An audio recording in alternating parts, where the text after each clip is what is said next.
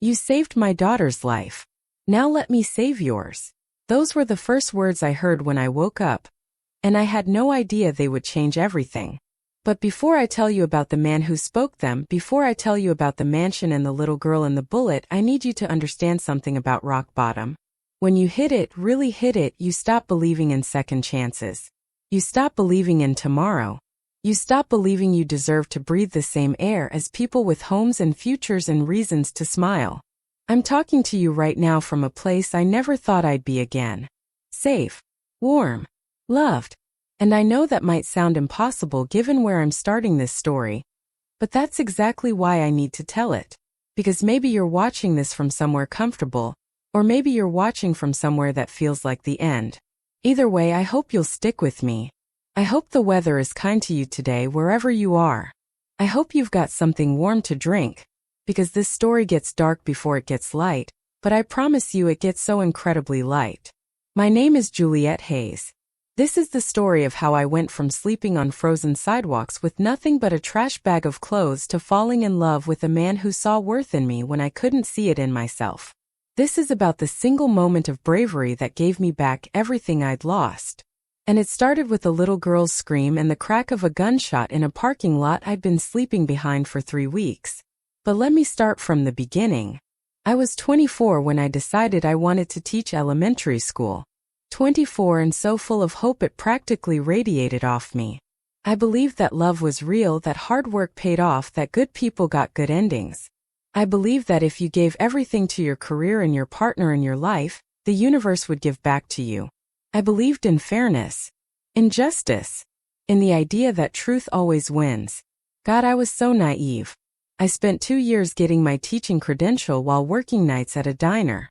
I met someone, a man named Patrick Coleman, who worked in finance and wore suits that cost more than my monthly rent. He said he loved how dedicated I was, how pure my dreams were, how different I was from the shallow women he usually met. When he proposed after a year, I said yes immediately. When he suggested I move into his apartment to save money, I gave up my little studio without hesitation. When he offered to help me pay off my student loans, I cried with gratitude. Everything was perfect. I got hired at Riverside Elementary teaching 2nd grade. My classroom became my whole world. 22 little faces that looked at me like I hung the moon. I learned their favorite colors, their fears, their dreams. I stayed late to prepare lessons.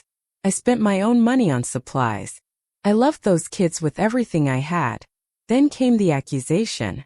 A parent, Diane Rothman, claimed I'd grabbed her son roughly during recess. Left bruises on his arm. She said I'd been aggressive with him for weeks. That other parents had complained but the school ignored it. She had photos of bruises. She had a lawyer. She had 3 other parents who suddenly remembered seeing me lose my temper. It was all lies. Every single word. But it didn't matter.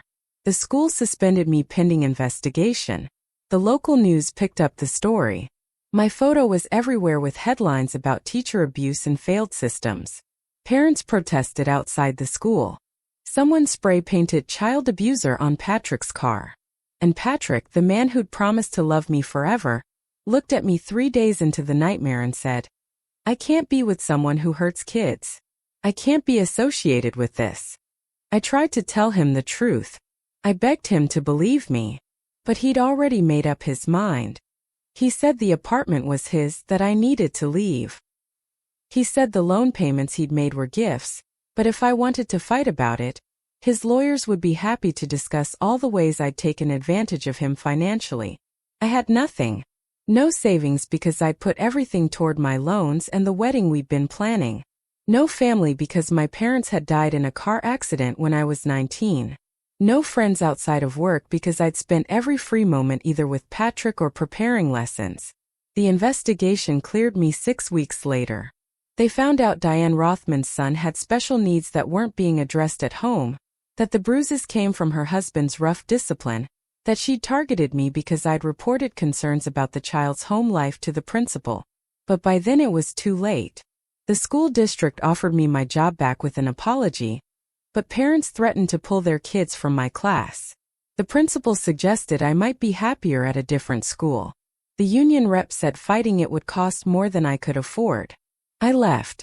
I tried to find other teaching positions, but a simple Google search brought up all those articles. Even after the truth came out, the damage was permanent. School after school rejected me. I worked retail for a while, but I couldn't afford rent anywhere. I bounced between cheap motels until my money ran out completely. Then I was on the streets. 2 years. 730 days of cold concrete, and hungry nights, and people looking through me like I was already a ghost. I stopped using my last name. Stopped thinking about lesson plans and classroom decorations, and all those dreams that felt like they belonged to someone else. I found spots to sleep that were relatively safe. I learned which restaurants threw out good food and when. I learned how to disappear. I stopped wanting to live, but I was too tired to die. Until that Tuesday afternoon behind the grocery store on 5th Street. I'd been dozing against the dumpster trying to get warm when I heard voices.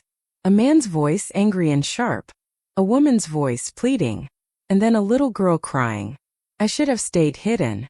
That's what you do when you're homeless and there's trouble. You make yourself small and you wait for it to pass because getting involved means getting noticed, and getting noticed is dangerous. But that little girl's crying sounded so scared.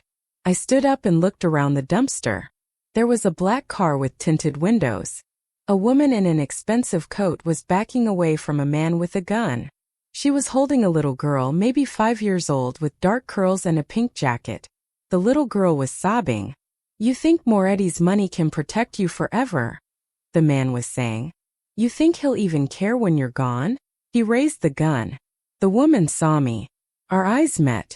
She was terrified. I didn't think. I just moved. I screamed and ran toward them. The man turned, surprised. The woman ran with the little girl clutched to her chest. The man's gun followed them. I threw myself between the gun and that little girl. The shot was so loud.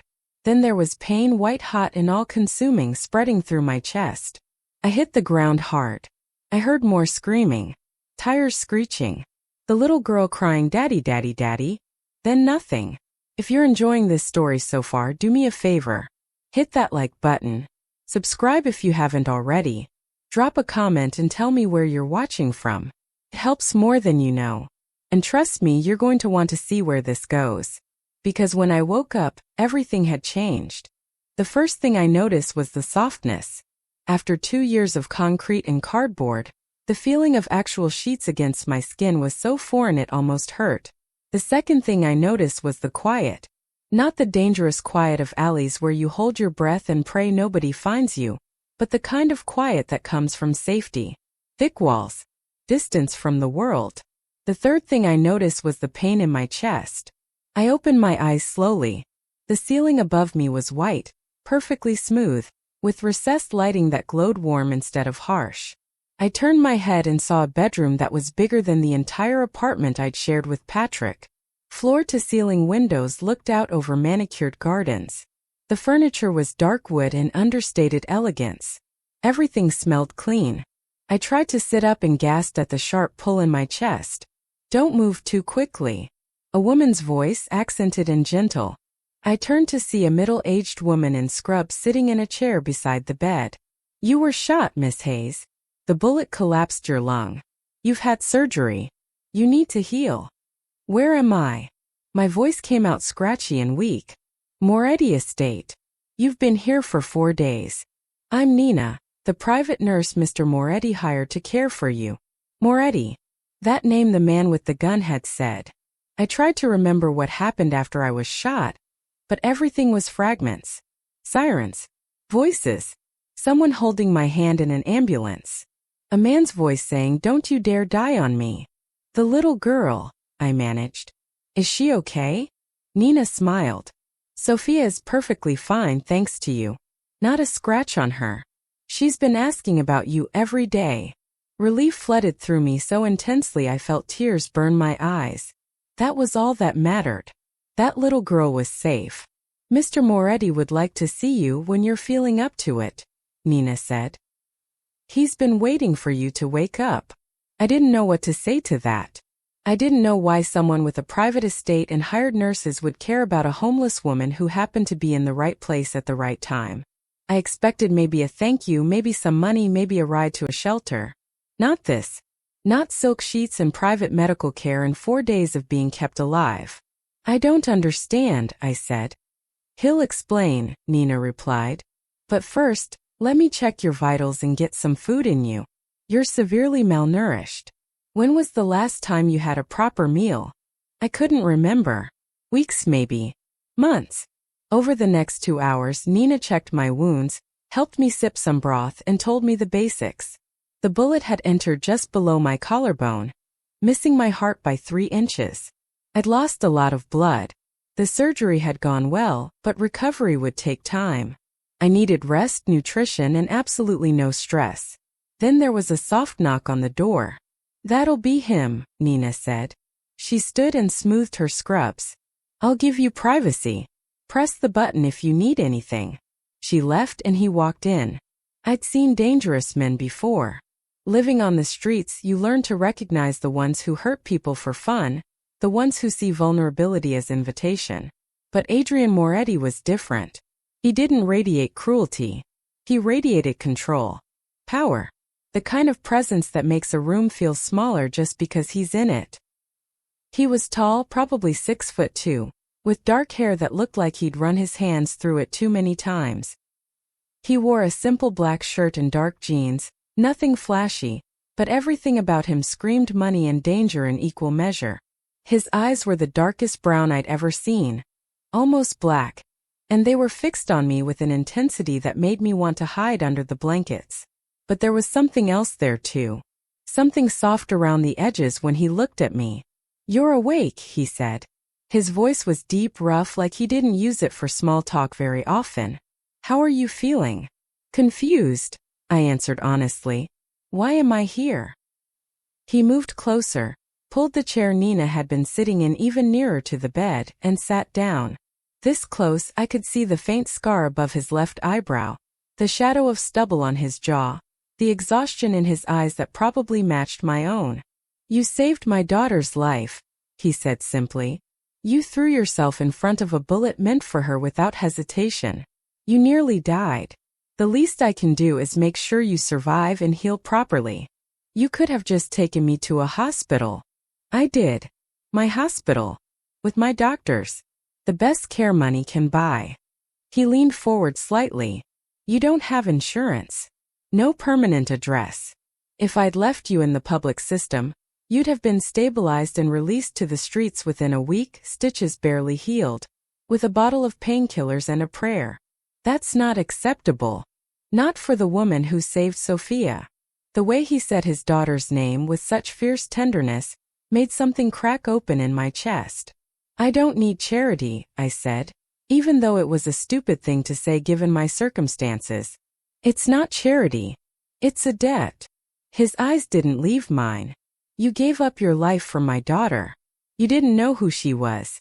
You didn't know if anyone would save you. You just acted. That kind of selflessness is rare. Especially in my world. What world is that? A slight smile touched his lips, but it wasn't warm. The kind where men point guns at children to hurt their fathers. The kind where loyalty is currency and trust gets you killed. He paused. I'm not a good man, Juliet. I won't pretend to be. But I protect what's mine. And you saved what matters most to me. That makes you mine to protect now whether you like it or not. I should have been scared. I should have insisted on leaving. But I was so tired. So broken. And the idea of someone wanting to protect me after 2 years of being invisible was intoxicating. I don't even know you, I whispered. Then let's fix that. My name is Adrian Moretti. I'm 36 years old. I run businesses that range from legitimate to questionable depending on who you ask. I have enemies. I have power. I have more money than I know what to do with and less peace than any human should have to live with. And I have a 5-year-old daughter named Sophia, who is the only purely good thing I've ever contributed to this world. He said it so matter-of-factly. No apology. No shame. Just truth. Where's her mother? I asked. Something dark flickered across his face. Dead. 2 years ago. Car accident, though I have my suspicions it was arranged. Sophia doesn't remember her well, I'm all she has. I'm sorry. Don't be. We weren't in love. It was an arrangement between families. She gave me Sophia and I gave her protection and status. When she died, I mourned the waste of life, but I didn't mourn the loss of love. There wasn't any to lose. The honesty was startling. Most people wrap their pain in prettier words. But Adrian just laid it out like facts on a table. Why are you telling me this? I asked. Because you're going to be here for a while. You need to understand what kind of house you're in, what kind of man I am, so you can make informed decisions about what comes next. What comes next? He stood, walked to the window, looked out over the gardens. You heal. You get strong again. You eat real food and sleep in a real bed, and remember what it's like to be treated like a human being instead of trash to step over. He turned back to me. And then we figure out what you want from your life. Because the woman who threw herself in front of a bullet for a stranger's child deserves a hell of a lot more than sleeping behind dumpsters. Tears burned my eyes. I tried to blink them back, but they fell anyway. I couldn't remember the last time someone had spoken to me like I mattered. I don't deserve this, I said. That's where you're wrong. He came back to the bed, and to my surprise, he reached out and gently wiped a tear from my cheek with his thumb. The gesture was so tender from such a hard man that it made me cry harder. You deserve everything, Juliet. And I'm going to make sure you believe that. Before I could respond, there was another knock on the door. Softer this time. Hesitant. Adrian's entire demeanor changed. The hard edges softened. His eyes warmed. Come in, princess. The door opened slowly and a little girl peeked around it. Dark curls like her father's. Huge brown eyes. The same pink jacket from the parking lot, now with a small tear in the sleeve. Is she awake, Daddy? Sophia asked in a small voice. She is. Come say hello. Sophia crept into the room like I was made of glass and might shatter. She stayed close to Adrian's side, one small hand gripping his pant leg. Hi, I said softly. You must be Sophia. She nodded. You saved me. I'm glad I could help. You got really hurt. There was so much blood. Her eyes were wide with remembered fear. Daddy said you were brave. The bravest person ever. I glanced at Adrian. He was watching his daughter with such open love it made my heart ache. Your daddy's pretty brave too, I said. Taking care of you all by himself. He's the best daddy in the whole world, Sophia said with complete certainty. Then she looked up at Adrian. Can I give her the picture I made? Of course. Sophia pulled a folded piece of paper from her jacket pocket and brought it to the bed. She unfolded it carefully and held it up. It was a crayon drawing of 3 stick figures. One big, one medium, one small. They were all holding hands. Above them she'd written in shaky letters, "Thank you for saving me." I lost it completely. The tears came hard and fast and I couldn't stop them. Did I make her sad? Sophia asked Adrian, alarmed. No, princess. Those are happy tears. When people feel really grateful or loved, sometimes they cry.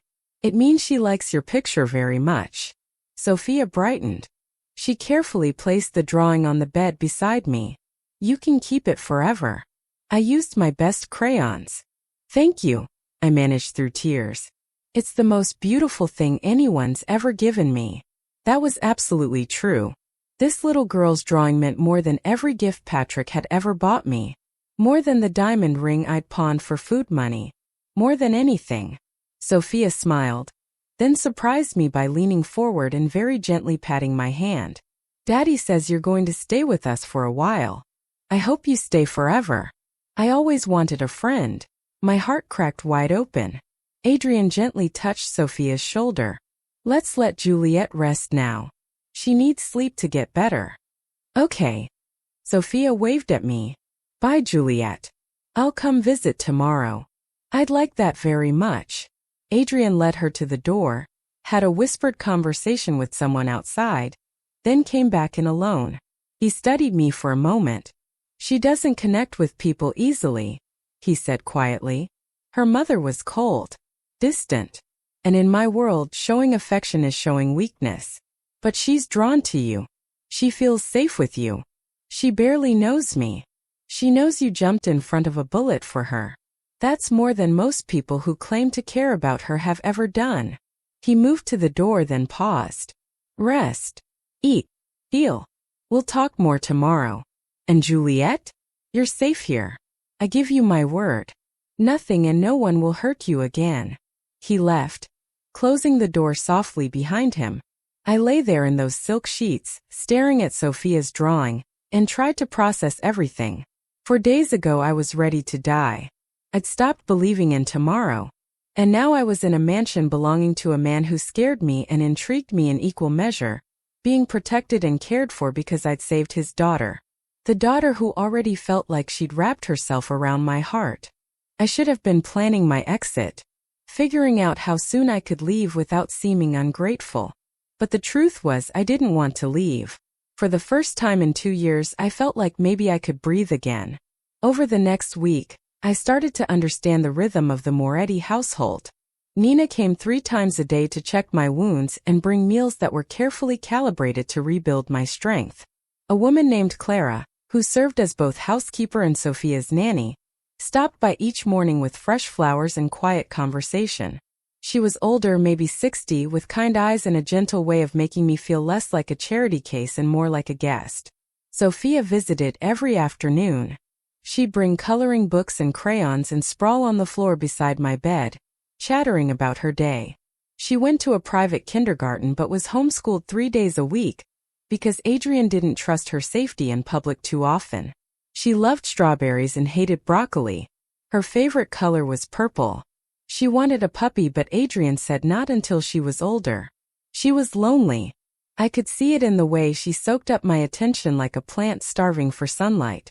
She had everything money could buy, but what she needed most was connection. Love. Someone who saw her as more than the heir to a dangerous legacy. Adrian came every evening. He'd sit in that chair beside my bed and we'd talk. Not about anything heavy at first. He'd ask how I was feeling, if I needed anything, if Nina was taking good care of me. But slowly the conversations deepened. He told me about Sophia's nightmares. How she woke up screaming twice a week, terrified of car crashes and men with guns. How he'd hold her until she fell back asleep, and then lie awake the rest of the night wondering how to give her a normal childhood when his entire existence was built on violence. I told him about teaching, about how much I'd loved those 22 second graders, how I still remembered all their names and wondered if they were okay, how it broke something in me to have the thing I loved most turned into a weapon against me. You still want to teach? He asked one night. I don't know if I can. My name is ruined. Even though I was cleared, the internet is forever. Any background check brings up those articles. The internet can be cleaned, Adrian said simply. Articles can disappear. Records can be sealed. I have people who handle that sort of thing. I stared at him. You can do that? I can do a lot of things, Juliet. Most of them morally questionable. But using my resources to give you back your career? That's probably the most ethical thing I've done in a decade. Why would you do that for me? He looked at me for a long moment. Because you deserve to have your life back. Because what happened to you was an injustice. And because when I look at you with Sophia, I see what you're meant to do. You light up around her. She lights up around you. That gift shouldn't be wasted. Something shifted between us in that moment. A recognition. An understanding that this was becoming more than gratitude and obligation. Terrified me. On day 9, Nina cleared me to move around the room. On day 12, I was allowed to walk the hallways with assistance. Clara would take my arm and we'd make slow circuits around the second floor. The house was massive. 12 bedrooms, a library, a gym, and indoor pool. Everything decorated with understated luxury. Nothing flashy, but everything perfect. I saw other people occasionally. Men in suits who'd nod at me respectfully and keep walking. A chef who worked in the kitchen and sent up meals that were better than anything I'd eaten in my life. A gardener who waved through the windows. Everyone was polite, professional, but I could see the questions in their eyes. Who was I? Why was I here? What was my angle? I didn't have an angle. I just didn't know where else to go. On day 15, Adrian found me in the library. I discovered it during my walks and had been drawn back repeatedly. Floor-to-ceiling shelves packed with books. A rolling ladder. Deep leather chairs positioned near windows that overlooked the gardens. "You're a reader," he said from the doorway. I turned startled. I'd been lost in a novel about a teacher in a one-room schoolhouse. I used to be. Before everything fell apart, I always had a book going. I couldn't afford them toward the end, but I'd go to the library whenever I could. He walked into the room, looking around like he was seeing it for the first time. This was my father's space. He died when I was 21 and I inherited everything. The businesses, the house, the enemies. I never had time for reading. Always seemed like a luxury I couldn't afford. "I'm sorry about your father." "Don't be. He was a bastard who built an empire on blood and fear. I spent my 20s trying to be different, and my 30s realizing I'm exactly like him in all the ways that matter." He pulled a book off the shelf at random, looked at the cover, put it back. "Sophia loves when you read to her." "She told you that?" "She tells me everything. It's one of the things I love most about her. She hasn't learned to hide yet." He turned to face me. "She asked if you could read her bedtime story tonight." I told her I'd ask. My heart jumped. "I'd love to." "Good. 7:30. Her room is 3 doors down from yours." That evening, after Nina helped me change into clean clothes that actually fit, clothes that Clara had somehow procured without me asking, I walked to Sophia's room. Adrian was already there, sitting on the edge of her bed. Sophia was in pajamas covered in cartoon stars, her hair damp from a bath. "Juliet." She bounced excitedly. "Daddy said you'd read to me." "I did.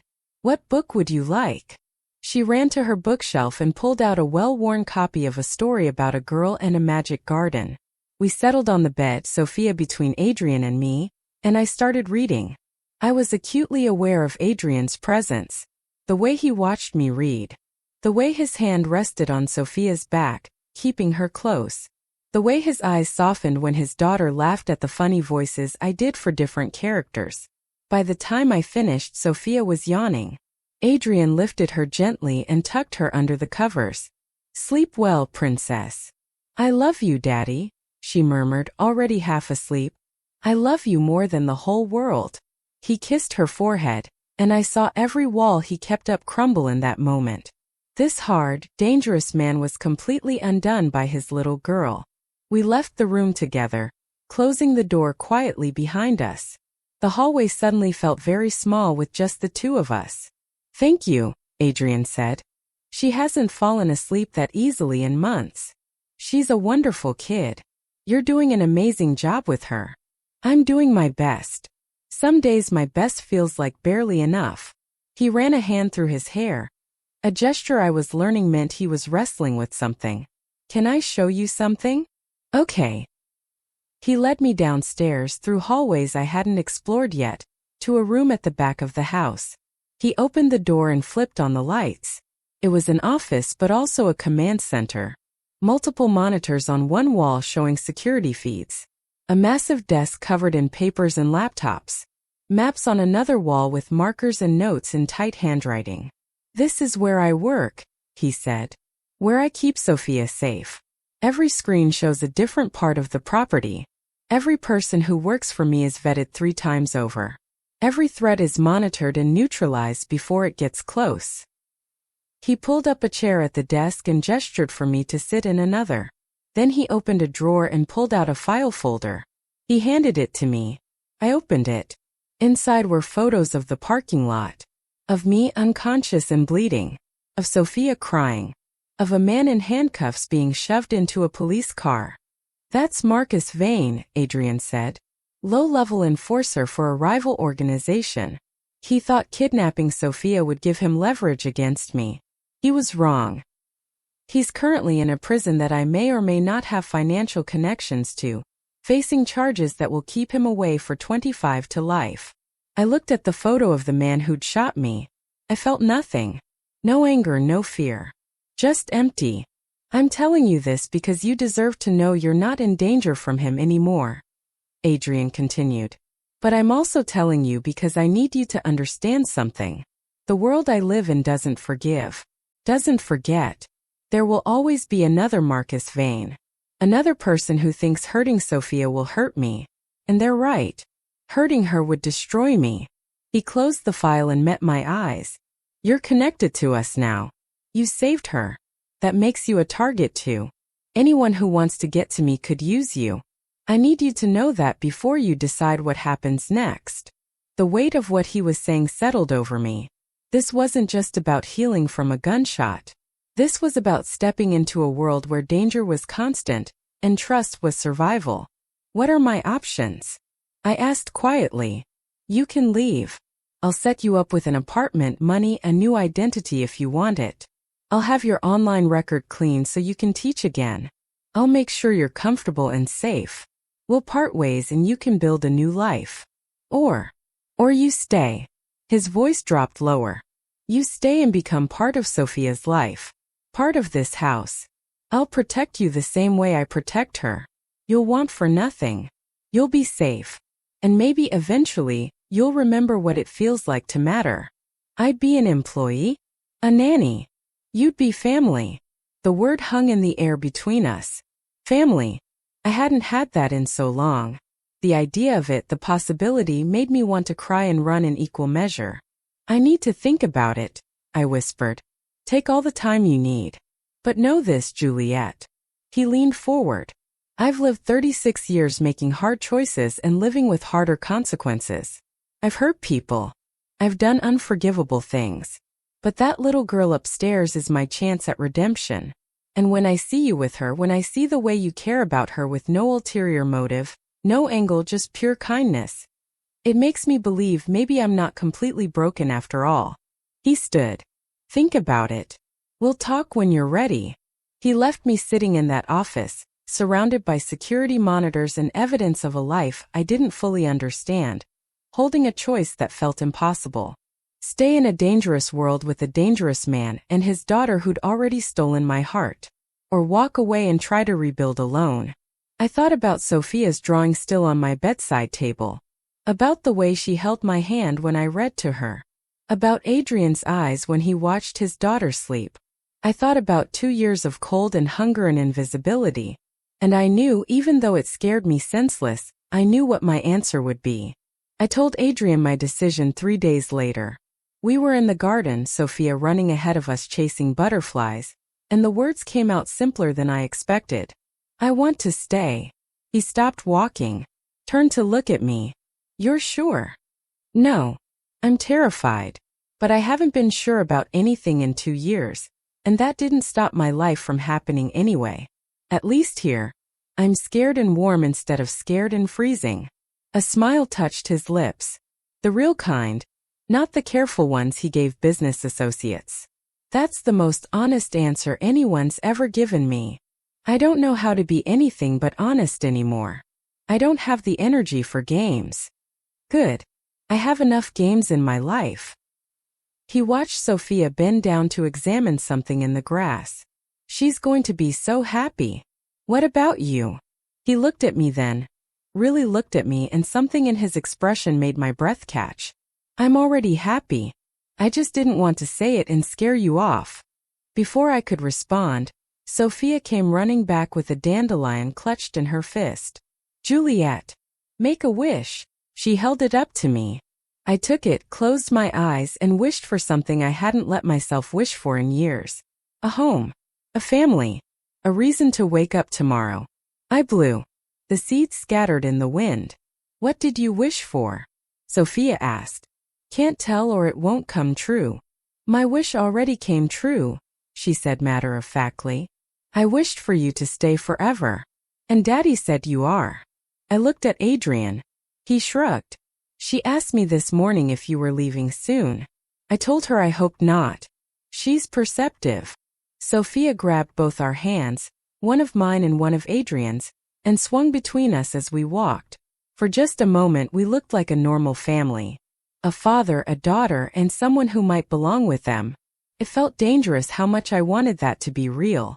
That night, Adrian called me into his office. When I arrived, there was another man there. Older, maybe 50, with silver hair and sharp eyes. He wore an expensive suit and watched me like I was a puzzle he was trying to solve. Juliet, this is Vincent Russo. He handles my legal affairs and security consultation. Vincent, this is Juliet Hayes. Vincent extended his hand. I shook it. His grip was firm, assessing.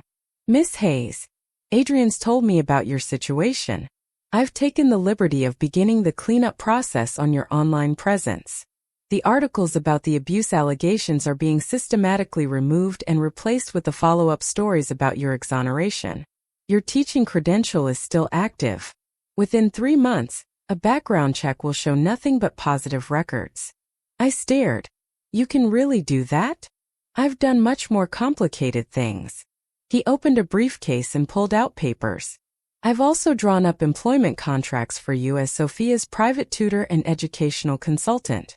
The salary is competitive with elite private educators. Health insurance, retirement benefits, housing provided on the estate. Everything legitimate and legal.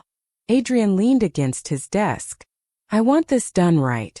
I want you protected legally as well as physically. This gives you official standing in the household. I looked at the contract. The salary was more than I'd made as a teacher. More than I'd ever imagined making. This is too much, I said. It's what you're worth, Adrian replied. Sign it. Let me do this right. I signed. Vincent witnessed it, tucked the papers back into his briefcase and stood. Welcome to the family, Miss Hayes. Officially. He nodded to Adrian. We'll talk tomorrow about the other matter. What other matter? I asked after Vincent left. Adrian's expression darkened. Marcus Vane isn't the only problem. The organization he works for, the Calabrese family, they're not happy about his arrest. They're making noise about retaliation. Fear spiked through me. Against Sophia? Against all of us. They see weakness in the fact that someone got close enough to take a shot. They're testing boundaries. He rubbed his face, suddenly looking exhausted. It's handled. I have people on it. But I need you to understand that the next few weeks might be tense. More security. Less freedom to come and go. I need to know you can handle that. I spent 2 years with zero freedom. I think I can handle a nice house with tight security. It's not just about you anymore. Sophia's going to pick up on the tension. She's going to have questions. Then we answer them honestly, in ways she can understand. She's smarter than people give her credit for. Something shifted in his expression. Respect maybe. Or recognition. You're good with her in ways I'm not. I can keep her physically safe, but the emotional stuff, helping her process fear and still feel secure, that's not my strength. Then let me handle that part. You keep us safe. I'll keep her steady. Felt like a vow. A partnership forming in real time.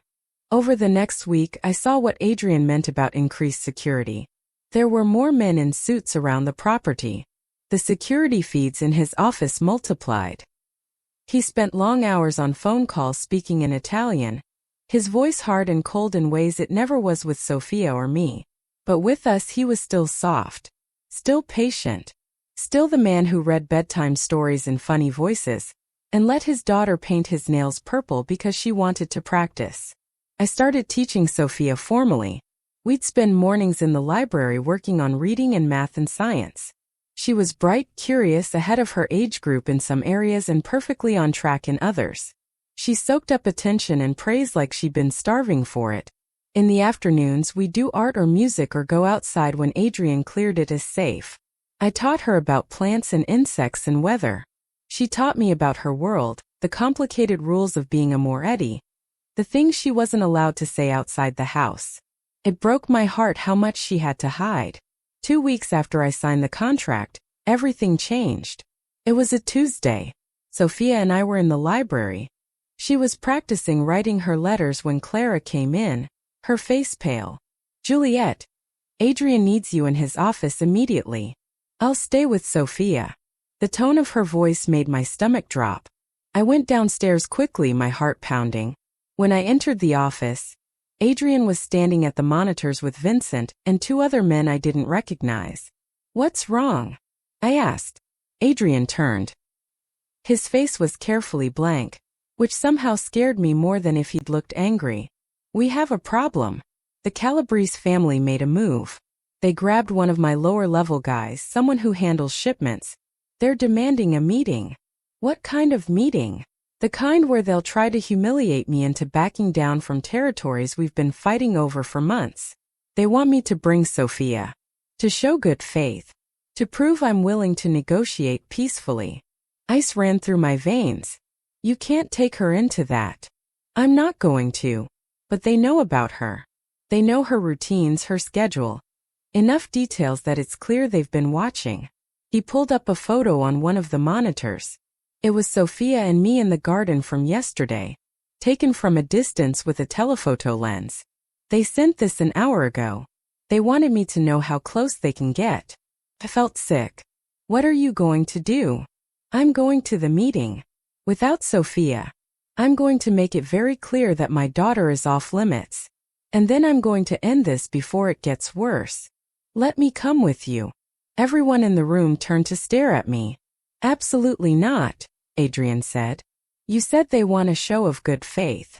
They want to see you're willing to be vulnerable. Take me instead of Sofia. I'm part of your household now. It shows you're willing to bring family without endangering your daughter. Julie, these are dangerous men. So are you. And I trust you to keep me safe. I stepped closer. Sofia needs you to come back from this meeting.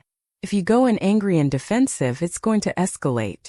If you go in with me, with someone they've seen in those photos, it shows strength and strategy. It shows you're not hiding. Vincent spoke up. She's not wrong. Bringing the woman who took a bullet for your daughter, showing she's recovered and under your protection, it's a power move. It says you take care of your people. Adrian looked at me like I'd lost my mind. You have no idea what you're volunteering for. Then tell me. He dismissed the other men with a gesture. When it was just us and Vincent, he turned to me. These meetings are brutal. They're about dominance and control. They'll say things designed to provoke me. They'll look for weaknesses. And they will notice you. They will ask questions. They will probably make inappropriate comments. And I will have to sit there and not react because reacting is losing. I can handle inappropriate comments. I lived on the streets for 2 years, remember? This is different. How? Because now I care if someone disrespects you. And that makes it harder to keep my control. The admission hung between us. He cared. About me. Enough that the idea of someone insulting me made his carefully maintained composure crack. Then let me help you keep your control, I said quietly. Let me be the reason you stay calm. Because Sofia needs you to come home. And I need you to come home. So let me do this. He stared at me for a long moment. Then he looked at Vincent. Can we keep her safe? I'll have 3 armed guards in the room. 4 more outside. The meeting is in neutral territory, a restaurant we've used before. I can minimize the risk. Adrian turned back to me. If I say we leave, we leave. No questions. No hesitation. Agreed. Agreed. And you stay close to me the entire time. You don't speak unless spoken to directly. You don't react to anything they say. Can you do that? Yes. He searched my face like he was looking for doubt. Whatever he saw must have satisfied him because he nodded slowly. Okay. We leave in 2 hours. Vincent will brief you on who's going to be there and what to expect. The next 2 hours were a crash course in Mafia politics. Vincent explained that the Calabrese family was old money, old power, and old grudges. They'd been at odds with the Morettas for decades over territory and business interests. The current head, Sal Calabrese, was in his 60s and ruthless. He'd bring his sons, his advisors, and probably his wife to make it look civilized. They'll test Adrian, Vincent said. They'll push boundaries. Your job is to be poised and quiet. You're there as a symbol, not a participant. Clara helped me dress. A simple black dress, elegant but not flashy. She pulled my hair back into a neat bun. When I looked in the mirror, I barely recognized myself. I looked like someone who belonged in Adrian's world. When I came downstairs, Adrian was waiting in the foyer. He wore a black suit that probably cost more than a car. His hair was slicked back. He looked every inch the dangerous man he claimed to be. But when he saw me, his eyes softened. "You look beautiful." I looked terrified. "That makes two of us." He offered his arm. I took it. We walked out to a black car where Vincent and two other men were waiting. The drive to the restaurant took 20 minutes. Nobody spoke. The tension was suffocating. When we arrived, Vincent got out first, scanned the area, then nodded. Adrian and I followed. The restaurant was upscale, the kind of place with white tablecloths and wine lists thicker than novels. It was closed to the public tonight. Just us and them. Inside, a long table was set up. On one side sat 5 men and 1 woman. On our side, 3 empty chairs. Adrian's hand tightened on my arm slightly as we approached. A warning. A reminder. The man at the center of the opposite side stood. He was stocky, gray-haired, with eyes like chips of ice. Sal Calabrese. "Adrian. Thank you for coming." "Sal. You requested a meeting. Here I am. And you brought a guest." Sal's eyes moved to me. This must be the famous Juliet, the homeless woman who took a bullet for little Sophia. How heartwarming. The way he said it made it sound dirty. Made me sound like a stray Adrian had picked up off the street, which I supposed I was. "Juliet is part of my family," Adrian said calmly. "She's here because I trust her. Shall we sit?" We sat. Adrian positioned me between him and Vincent. Across from us, Sal's son stared. The woman, who had to be Sal's wife, looked bored. "Let's get to business," Sal said. "You've been encroaching on our territory. The docks specifically. I want it to stop. The docks are neutral territory. Have been for 15 years. And I'm changing that. They're ours now. You'll pull your operations or there will be consequences." Adrian smiled. It wasn't friendly. "Interesting threat, considering your man is currently in prison for attempting to murder my daughter." Marcus Vane acted alone. Without authorization. Did he? Because the weapon he used was registered to one of your warehouses. The car he drove belonged to your fleet. Seems like a lot of resources for a lone wolf. Sal's expression hardened. "Careful, Adrian. Accusations like that require proof." "I have proof. Question is whether I give it to the police or handle it internally." The temperature in the room dropped. One of Sal's sons leaned forward, but Sal held up a hand. "You want war. I want my daughter left alone. I want my business respected. I want you to stop testing me because you think losing my wife made me weak. Did it not?" Sal's eyes flickered to me. "Or have you found a replacement? Tell me, Juliet, how does it feel to go from sleeping in alleys to warming a mob boss's bed? Quite the upgrade." I felt Adrian go rigid beside me. Felt the rage coming off him in waves. This was the test. This was Sal pushing to see if Adrian would lose control. I put my hand on Adrian's leg under the table. A gentle pressure. A reminder. He took a breath. "Juliet is Sophia's tutor," he said evenly.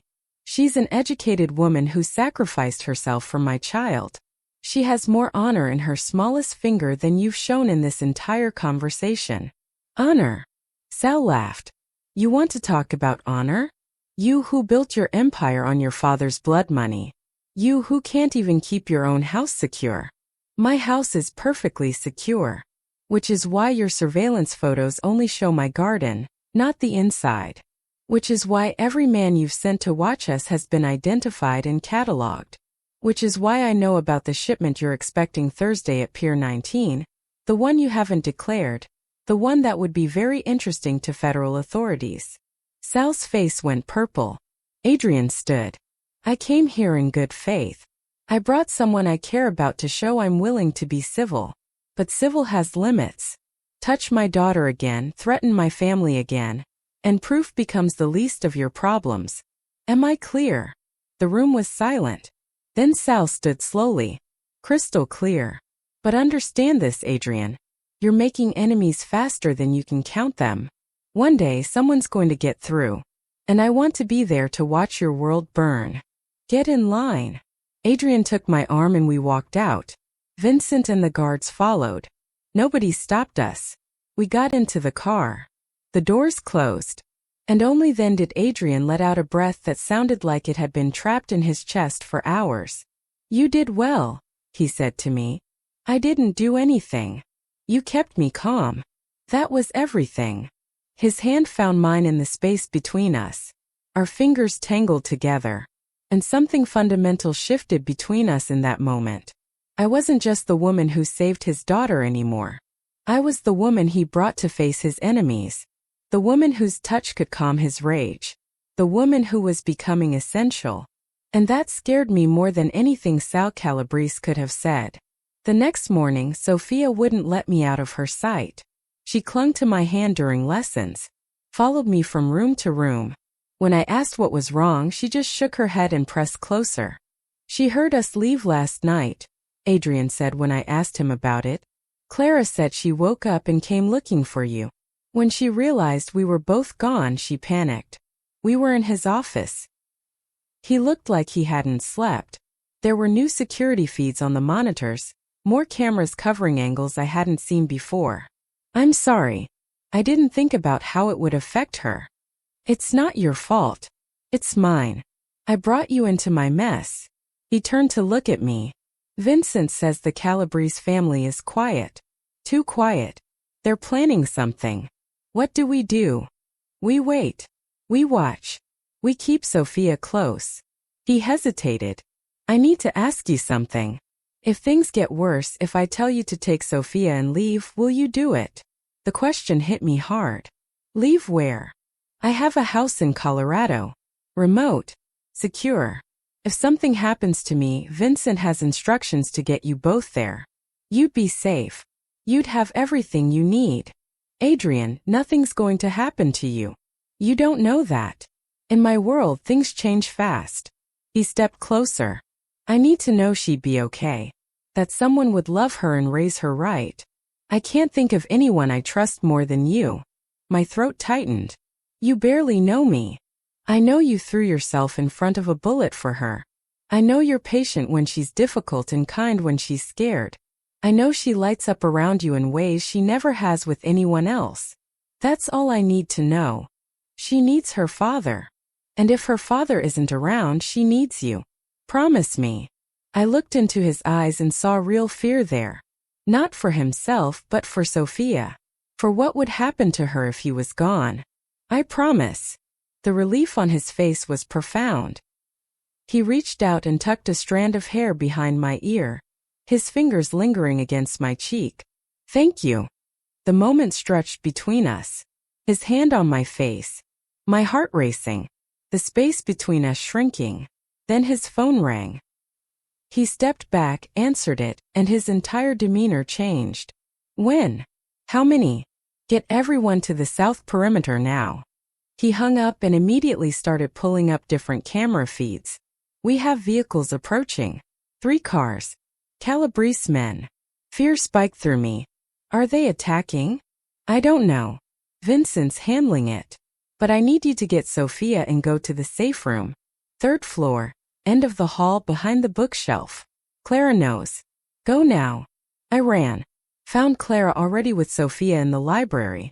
She saw my face and understood immediately. Come on, sweetheart, Clara said to Sophia. We're going to play the hiding game, remember? Sophia's eyes went wide. Is someone bad coming? Your daddy's just being careful, I said, trying to keep my voice steady. We're going to go to the special room and wait for him, okay? She grabbed my hand so tight it hurt. Clara led us upstairs to a room I'd never been in. She pulled a book on the shelf and part of the wall swung inward. Behind it was a small room with a bed, supplies, and a monitor showing the same security feeds from Adrian's office. We went inside. Clara closed the door. The lock engaged automatically. We're safe here, Clara said. This room is reinforced. Soundproof. No one can get in without the code. I pulled Sophia onto my lap and watched the monitors. The 3 cars had stopped at the front gate. Men were getting out. 8 of them. They weren't drawing weapons, but they weren't unarmed either. I could see the bulges under their jackets. Adrian walked out to meet them with Vincent and 6 of his own men. There was no audio, but I watched the body language. Tense. Aggressive. One of the Calabrese men handed Adrian something. An envelope. Adrian opened it, read whatever was inside, and his face went dark. He said something sharp. The Calabrese men laughed. Then they got back in their cars and left. Adrian stood there for a long moment, staring at the envelope. Then he turned and walked back into the house. "I want Daddy," Sophia whimpered. "He'll come get us soon, baby," Clara said. We waited 20 minutes before the door opened. Adrian came in, and Sophia launched herself at him. He caught her, held her tight, and closed his eyes. "It's okay, princess. Everything's okay. They're gone." "Were they bad men?" "They were rude men. But they left. We're safe." He looked at me over Sophia's head. "Can you take her for a minute? I need to talk to Juliet." Clara took Sophia, promising hot chocolate and cookies. When they were gone, Adrian handed me the envelope. Inside was a photo of me from yesterday, walking in the garden with Sophia. But it wasn't taken from a distance. It was taken from inside the property. Close. Clear. On the back someone had written, "Pretty tutor. Be a shame if something happened to her." My hand started shaking. "They have someone inside," Adrian said quietly. "Someone on my staff or close enough to get these shots. I don't know who yet, but I will. They're threatening me to get to you." "Yes. Which means you're not safe here anymore." "None of us are until I find the leak." He took the photo back. "I'm doubling your security. You don't go anywhere without guards. You don't talk to anyone I haven't cleared. And if I say run, you run. Understood?" "Adrian, I'm not leaving you. I'm not asking you to leave. I'm asking you to be smart. These people don't play games. If they think hurting you will hurt me, they'll do it." His voice cracked slightly. "And they're right. It would destroy me." The confession hung in the air between us. When did this become more than gratitude? I whispered. "For me? The moment you put your hand on my leg at that meeting and kept me from doing something stupid. Maybe before that. Maybe the first time I saw you with Sophia and realized what I'd been depriving her of." He stepped closer. "I didn't plan this. I don't do relationships. I don't let people in. But you're already in, Juliet. You're in so deep, I don't know how to function when you're not around. I don't know how to do this. I don't know how to be with someone again after Patrick. After everything. Then we figure it out together. Slowly. Carefully. But right now I need you to trust me. Can you do that?" "Yes." Over the next week, Adrian tore his organization apart looking for the leak. Staff were questioned. Backgrounds were rechecked. Security protocols were changed daily. The entire household was on edge. Sophia felt it. She had nightmares 3 nights in a row. I'd wake up to find her crawling into my bed, shaking and crying. I'd hold her until she fell back asleep. And sometimes I'd look up to find Adrian standing in the doorway, watching us with an expression I couldn't quite read. On the 4th night, he came in when Sophia was asleep and sat on the edge of the bed. "You're good with her," he said quietly. "She's easy to love. She hasn't had enough of that. Love. Her mother didn't know how. I try, but I'm not exactly the warm and fuzzy type. You're exactly what she needs. You make her feel safe. That's everything." He looked at me in the dim light. "You make me feel something I haven't felt in years." "What's that?" "Hope. Like maybe there's a version of my life that doesn't end in violence and loneliness." He reached out and traced my jawline with his thumb. "You scare me, Juliet. The idea of losing you scares me more than any threat the Calabrese family could make. You won't lose me. You don't know that. People leave. People die. People get taken. Then make sure I don't get taken. And I'll make sure I don't leave." He leaned in slowly, giving me time to pull away. I didn't. His lips touched mine, soft and careful, like I was something precious.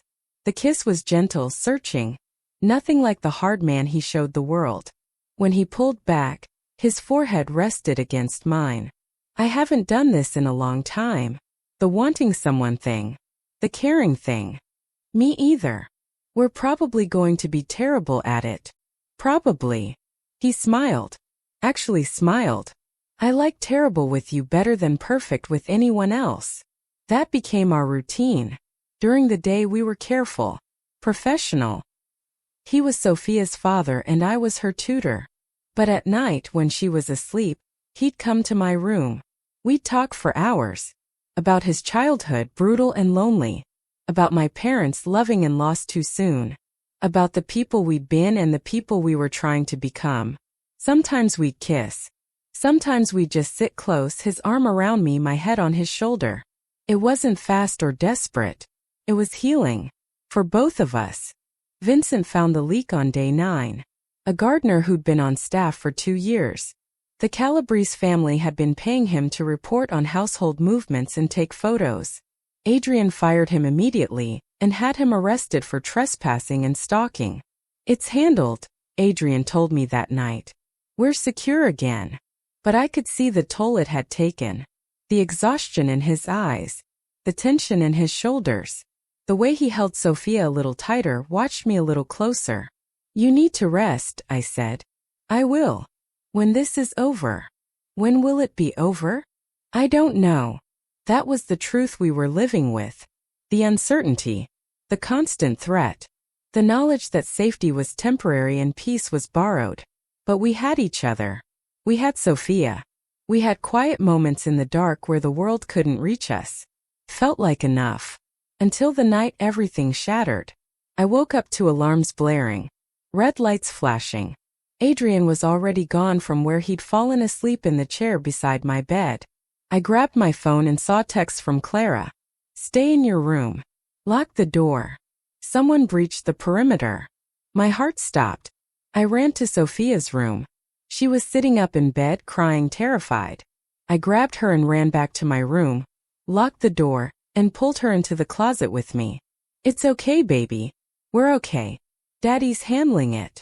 I'm scared. I know. Me too. But we're safe. I could hear shouting downstairs. Heavy footsteps. Then a gunshot. Sophia screamed.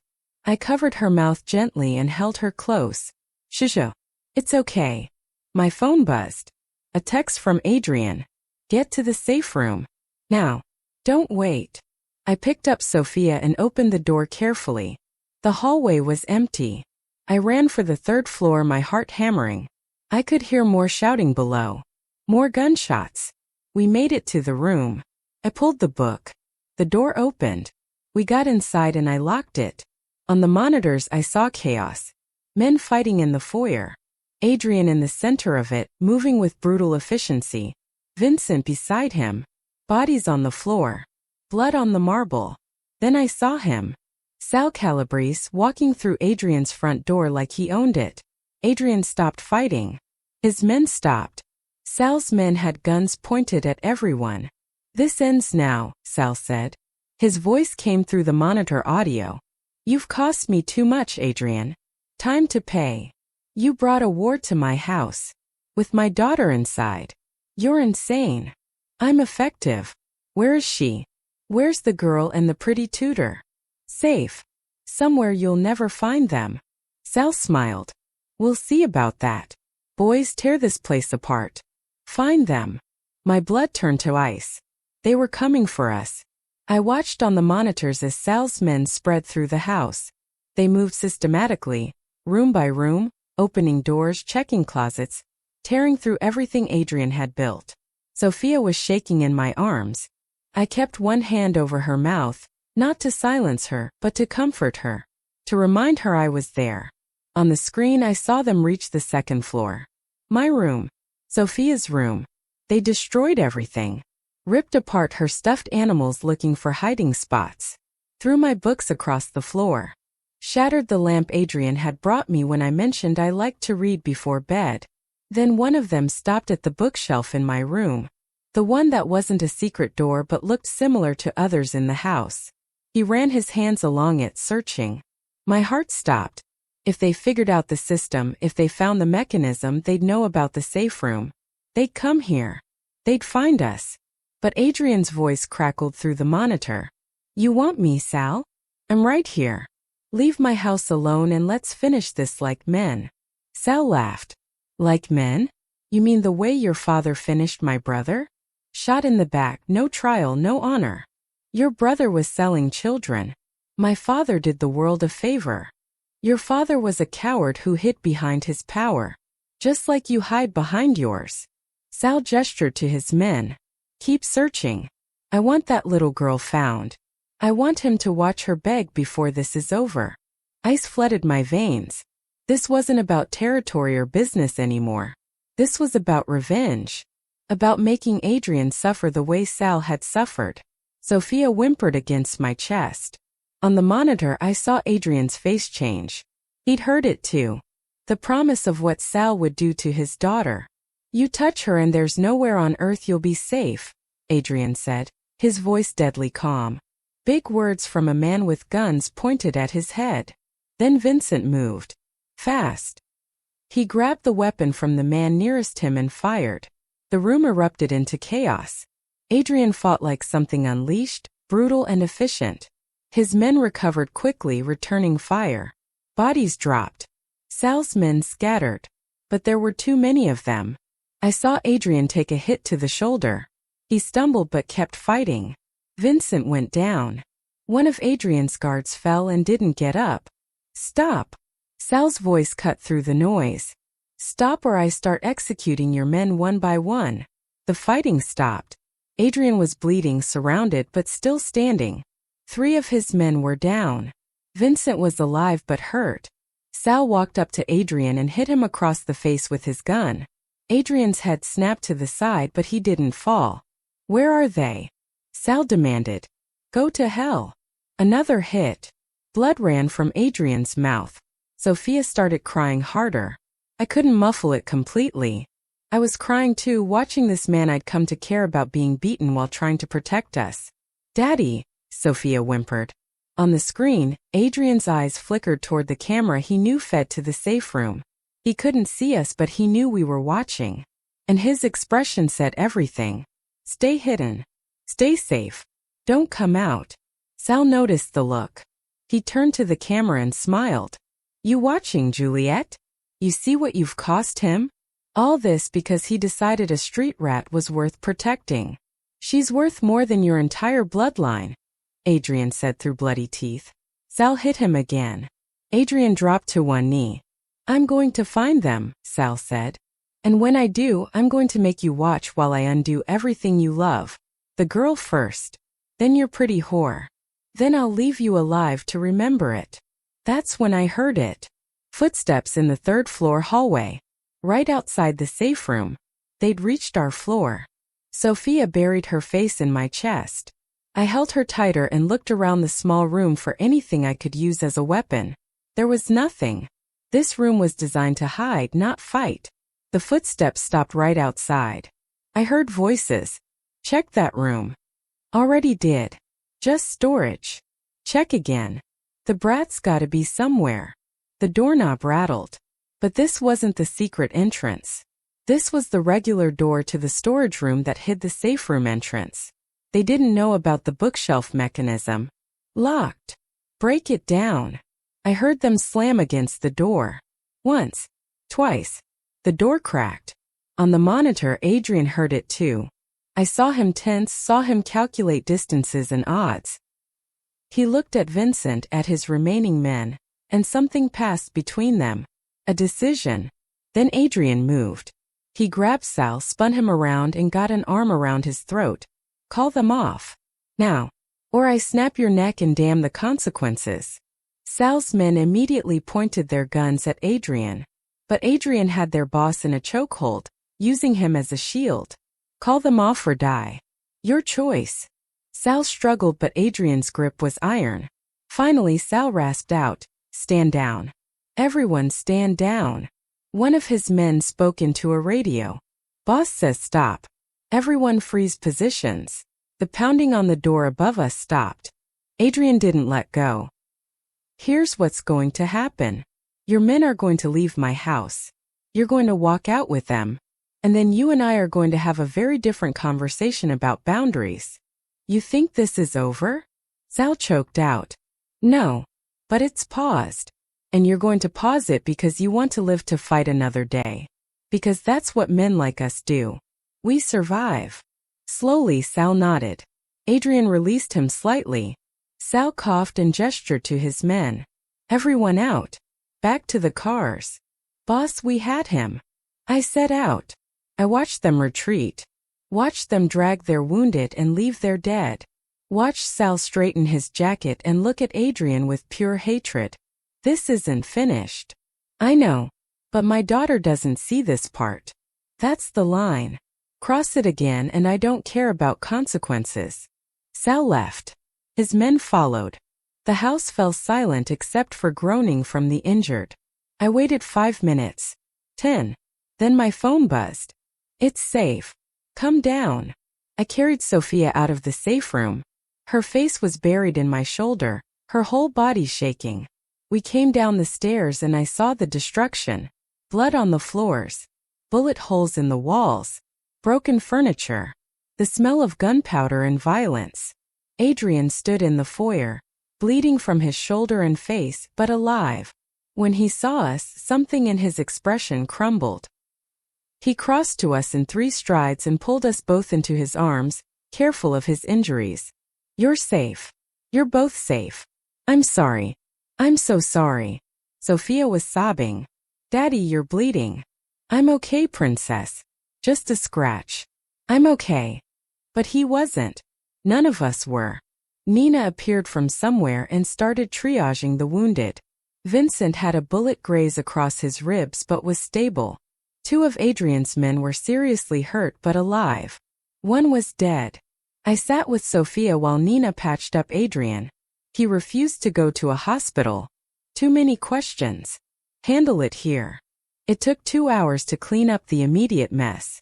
To move the body. To stabilize the injured. To secure the house again. Clara took Sophia and gave her a bath, trying to wash away the fear. I stayed with Adrian in his office while Vincent reported. We lost Marco.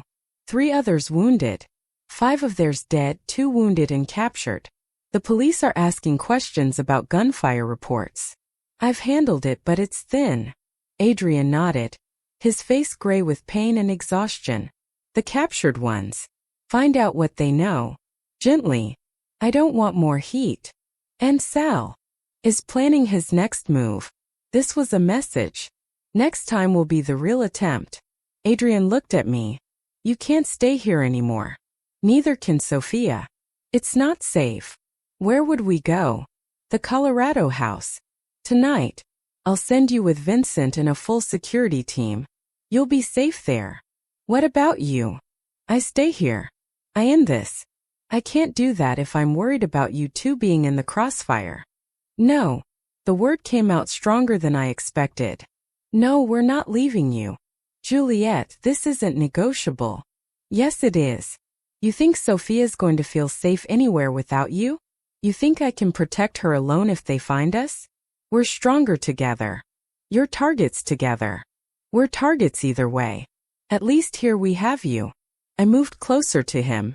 You said we're family. Family doesn't run. We find another way.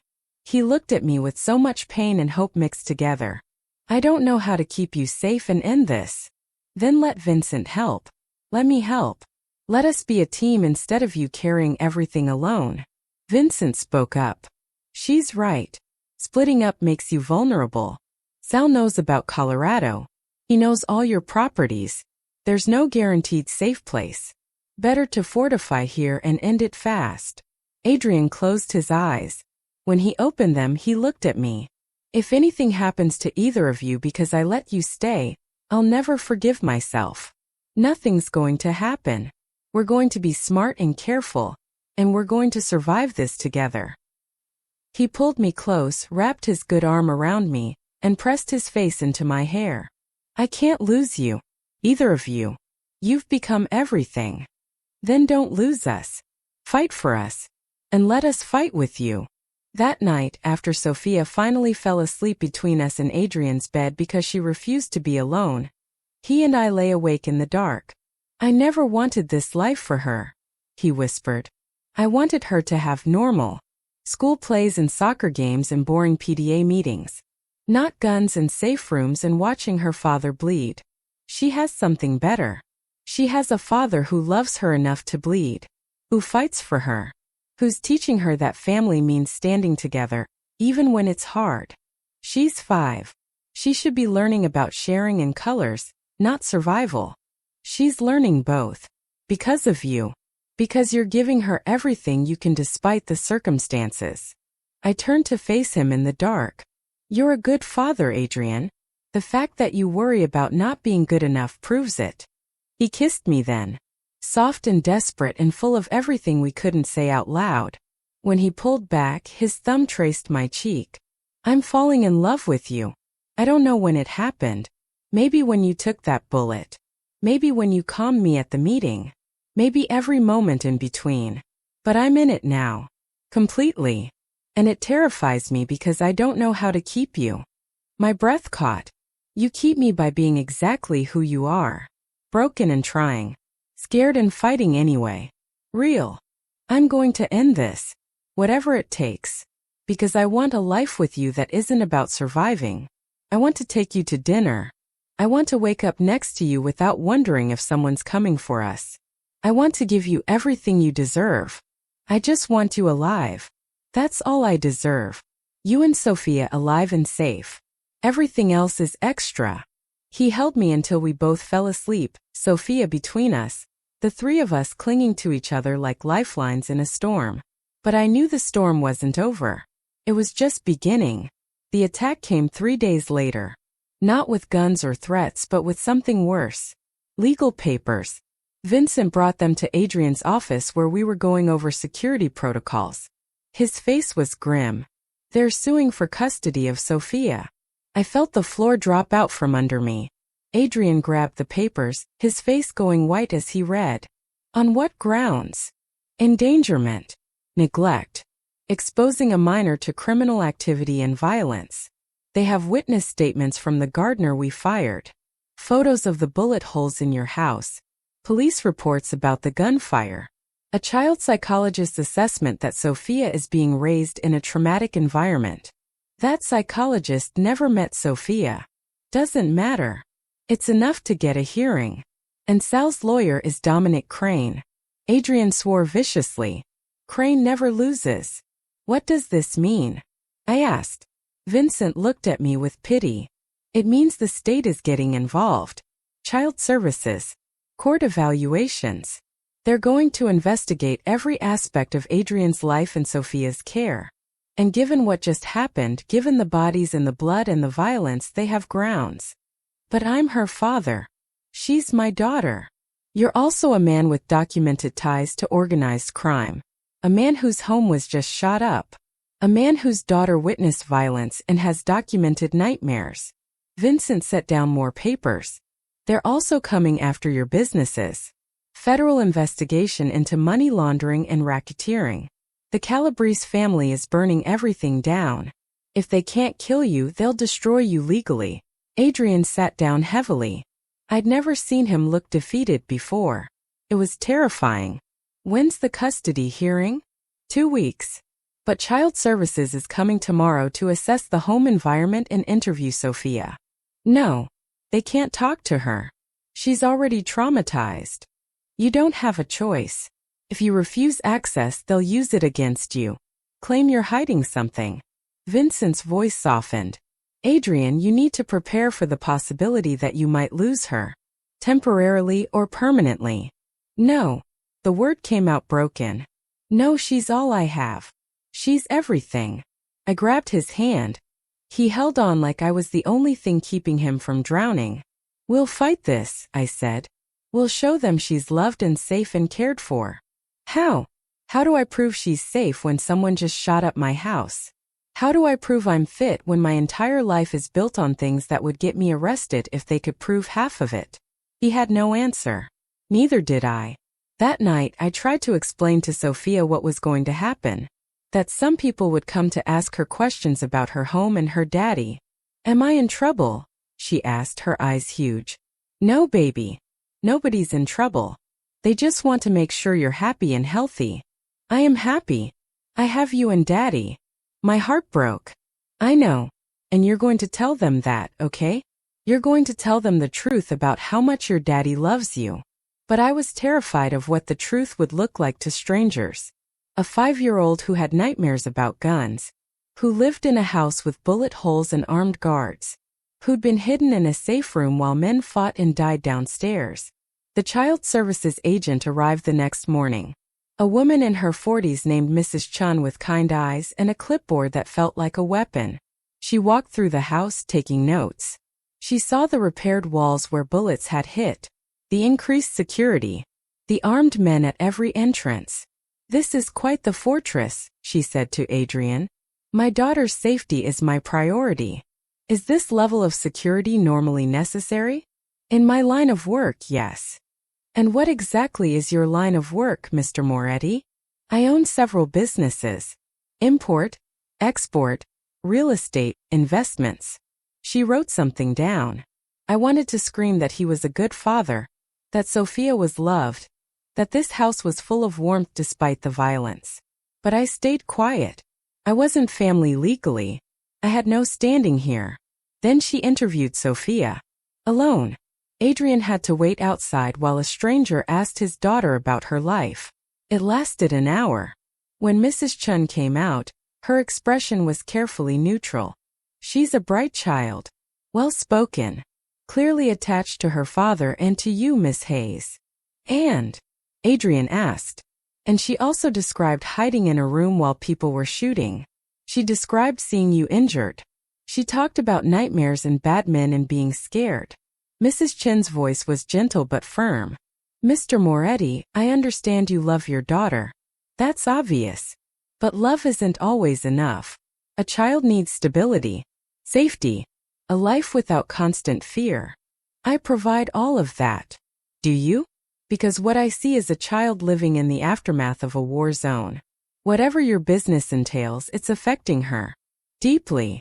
She left with promises to submit her report before the hearing. Adrian stood in the hallway shaking. I'm losing her.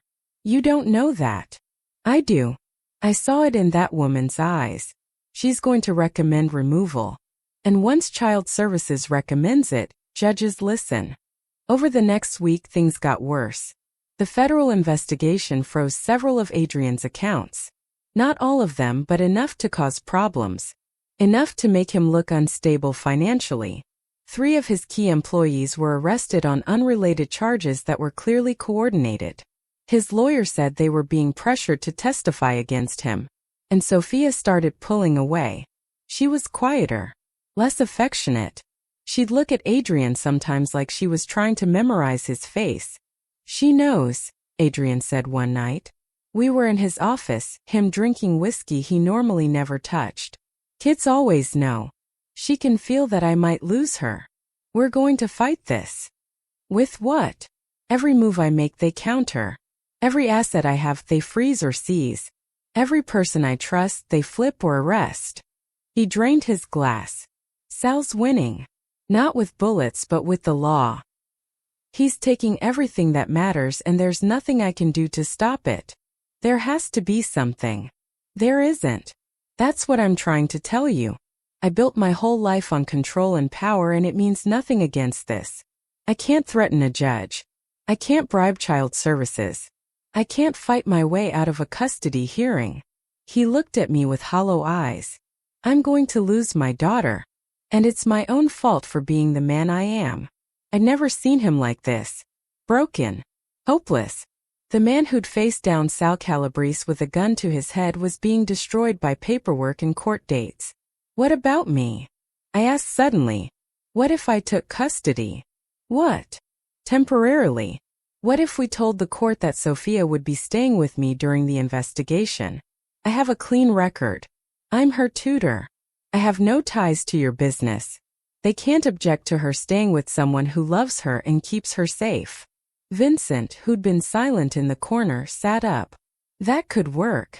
It shows Adrian's putting Sophia's well-being first. Shows he's willing to make sacrifices for her safety. But you'd have to leave, Adrian said. You'd have to take her away from here. Away from me. To prove she's not in my dangerous world anymore. Temporarily. Until this is resolved. And if it's never resolved? If they decide I'm unfit permanently? I met his eyes. Then I raise her. The way you asked me to. And I make sure she knows every single day how much her father loved her. How hard he fought for her. How he gave her up to save her. Tears ran down Adrian's face. I'd never seen him cry. I can't ask you to do that. You're not asking. I'm offering. Because I love her. And because I love you. And because sometimes loving someone means letting them go to keep them safe. He broke then. Completely. He put his head in his hands and sobbed. For Sophia. For everything he'd built that was crumbling. For the life he'd wanted to give us that was slipping away. I held him while he fell apart. While the strongest man I knew shattered under the weight of losing everything. Vincent made the arrangements. I'd take Sophia to the Colorado house. Establish residence there. The courts would see her in a safe, stable environment with a qualified caregiver. Adrian would visit when allowed, but he'd step back from day-to-day custody. It killed him. I watched it kill him a little more each day as we prepared to leave. The night before we were supposed to go, Adrian came to my room. Sophia was already asleep down the hall, her bags packed, her favorite stuffed animals ready. I don't know how to do this, he said. I don't know how to watch you both leave. Then don't watch. Say goodbye in the morning and let us go. Trust that we'll come back when it's safe. What if you don't come back? What if you realize you're better off without me and my mess? I pulled him close. That's not going to happen. We're a family. Families fight for each other. This is just another fight. He kissed me like he was drowning. Desperate and deep and full of everything we hadn't had time to build. When he pulled back, he pressed his forehead to mine. I was supposed to save you. Instead, you're saving me. We're saving each other. That's what love is. We spent the night together. Not talking about tomorrow. Not planning or strategizing. Just being together. Holding each other. Pretending for a few hours that the world couldn't touch us. But morning came anyway. I packed the car while Adrian said goodbye to Sophia. I could hear her crying through the door. Hear him promising he'd see her soon. Promising everything would be okay. Lies we told because the truth was too hard. When they came out, Sophia's face was red and puffy. Adrian's was carefully blank. He'd rebuilt his walls. Locked everything down to survive this. He helped me buckle Sophia into her car seat. Kissed her head one more time. Then he looked at me. Keep her safe. I will. I promise. And Juliet? Come back to me. Both of you. Please. We will. But as I drove away, watching him get smaller in the rearview mirror, watching his house disappear, I wondered if that was another lie. If the cost of keeping Sophia safe was losing Adrian forever. If loving him meant leaving him to face his demons alone. Sophia cried for the first hour. Then she fell asleep exhausted. I drove toward Colorado with 2 guards following in another car. And I'd never felt more alone. I'd gone from having nothing to having everything to losing it all over again. And this time it hurt so much worse. Because this time I knew exactly what I was losing. The Colorado house was beautiful and empty. It sat on 20 acres of forest, surrounded by mountains, with security that rivaled Fort Knox. Sophia had her own room filled with toys and books. There was a chef, a housekeeper, and the 2 guards who lived in the guest house. Everything we needed. Nothing we wanted. Sophia cried herself to sleep every night for a week. She'd ask for her daddy, and I'd have to tell her he was working. That he'd visit soon. More lies that tasted like poison. Adrian called every day. Video chats where Sophia would press her hand to the screen and he'd press his hand to match hers on the other side. Where his voice would crack when he said goodnight. Where I'd see him dying a little more each time. The hearing is in 4 days, he told me on day 10. Vincent says the judge is reviewing Mrs. Chen's report. It's not good, Juliet. She's recommending I maintain only supervised visitation until I can prove a stable, nonviolent environment. We knew this might happen. Knowing it and living it are different things. He looked exhausted. Older. How is she? Sad. Confused. She keeps asking when she can come home. What do you tell her? That we're on an adventure. That you miss her. That she's loved. I paused. Adrian, you look terrible. Are you sleeping? Does it matter? Yes. It matters to me. His expression softened slightly. I sleep better when you're here. When I can hear you breathing in the next room. When I know Sophia's close. Without you both, this house is just a building. For more days. Then the hearing. Then we figure out next steps. If there are next steps. If they don't just take her permanently. They won't. We have a plan. I'm established here. She's safe. You're cooperating. That counts for something. But I could see he didn't believe it. He'd lost hope. The fight had gone out of him. After we hung up, I sat in the big empty living room and tried not to cry. This wasn't sustainable. We couldn't live like this, separated and miserable, just waiting for someone else to decide our fate. There had to be another way. The next morning I was helping Sophia with her lessons when one of the guards, a man named Marcus, knocked on the door. Miss Hayes? There's someone here to see you. She says she's a friend of Mr. Moretti's. Name's Angela Rinaldi. I didn't know that name. Did Adrian send her? She says no. Says it's important. Vincent cleared her. I told Sophia to keep working on her coloring and went to the living room. The woman waiting there was striking. Late 30s, dark hair, expensive suit, and eyes that assessed me in seconds. Juliet Hayes. I've heard a lot about you. I'm sorry, who are you?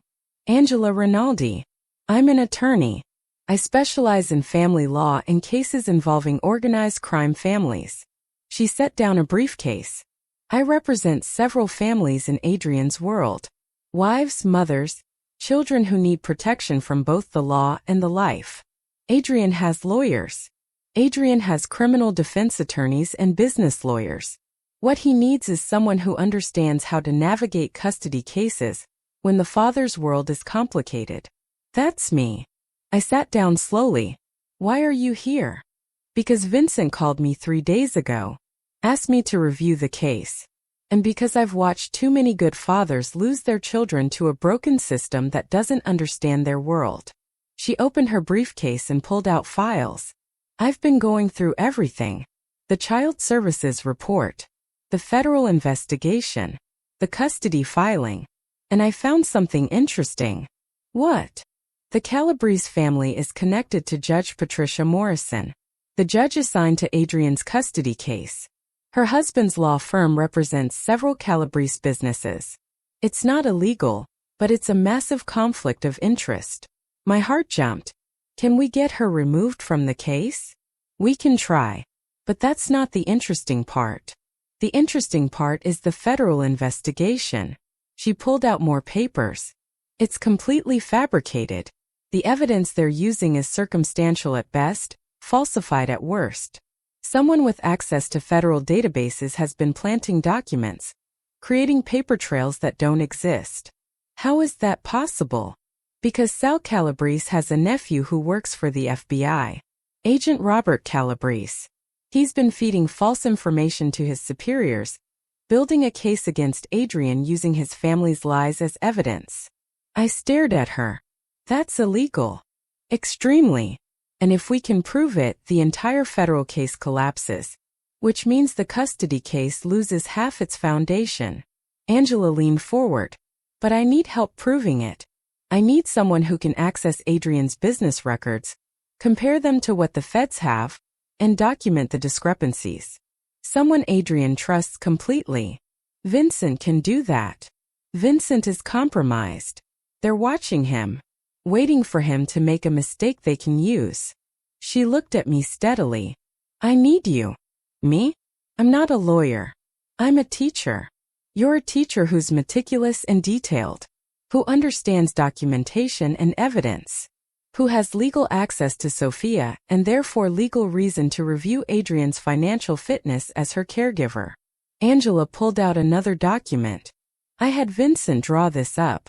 Temporary guardianship papers. They give you legal standing to access Adrian's records for the purpose of Sophia's care and welfare. It's legitimate. And it gives you cover. My head was spinning. You want me to investigate federal evidence? I want you to compare documents and find inconsistencies. The actual investigation, the legal filings, that's my job. But I can't get access to Adrian's real records without tipping off the people watching him. You can. Why are you doing this? You don't know Adrian. You don't know us. Angela's expression softened slightly. I had a daughter. 10 years ago. Her father was connected like Adrian. Not a bad man, just a man in a complicated world. When we divorced, his enemies used the courts to take her from him. Said he was dangerous. Unfit. They painted him as a monster when really he was just a father trying to protect his child. What happened? He lost custody. Supervised visitation only. It destroyed him. 3 months later, he killed himself. Her voice was steady but her eyes were haunted. I became a lawyer to make sure that never happens to another family. So when Vincent called and told me about Adrian and Sophia, about you taking her to keep her safe, I knew I had to help. Tears burned my eyes. I'm sorry about your daughter's father. Me too. But I can't change the past. I can only fight for the present. She pushed the papers toward me. So what do you say? Will you help me save your family? Your family. The words hit hard. That's what they were. Adrian and Sophia. My family. The one I'd found after losing everything. Tell me what to do. Over the next 3 days, Angela walked me through everything. She'd set up a secure connection to Adrian's business files. I'd go through them line by line, comparing them to the documents the federal investigation claimed as evidence. It was tedious work. Hours of spreadsheets and transaction records and legal filings. But Angela was right. I was good at this. Years of creating lesson plans and tracking student progress had made me meticulous. I noticed patterns, discrepancies, things that didn't add up. And I found them. Dozens of them. Transactions the feds claimed happened that had no corresponding records. Meetings that supposedly took place when Adrian was provably somewhere else. Witness statements from people who didn't exist or who'd been dead for years. This is incredible, Angela said when I showed her what I'd found. This is enough to file a motion to dismiss. Enough to launch an investigation into Agent Calabrese. This changes everything. Can we stop the custody hearing? We can delay it. And more importantly, we can shift the narrative. Adrian isn't a dangerous criminal being investigated by the feds. He's a father being targeted by a corrupt agent with family ties to his enemies. That plays very differently in family court. Hope bloomed in my chest for the first time in weeks. When do we file? Tomorrow morning. I'll handle the legal motions. But I need you to do something else. She pulled out another document. I need you to testify.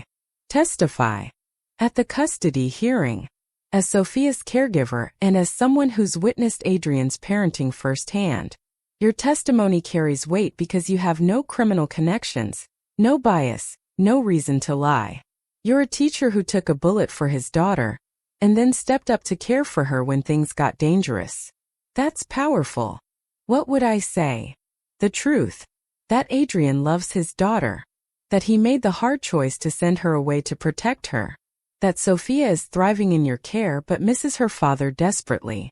That the real danger isn't Adrian. It's the people targeting him. Angela's voice was firm.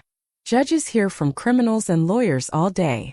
But a teacher, a woman with nothing to gain and everything to lose, telling them that a man is a good father? That resonates. Fear curled in my stomach. What if I mess up? What if I say the wrong thing and make it worse? Then we lose. But if you don't try, we lose anyway. At least this way we fight. I thought about Adrian's face on those video calls. The defeat in his eyes. The way he was giving up piece by piece. I thought about Sophia asking when she could go home. I thought about the family we built in stolen moments between crises. Okay, I'll do it. That night I called Adrian. I need to tell you something. Angela Rinaldi came to see me. His expression hardened. Vincent told me. I didn't approve that. You shouldn't be involved in this legal mess. Too late. I'm already involved. And Adrian, we found something. Evidence that the federal case is fabricated. That you're being framed. I watched the information sink in. Watched hope flicker in his eyes before he ruthlessly crushed it down.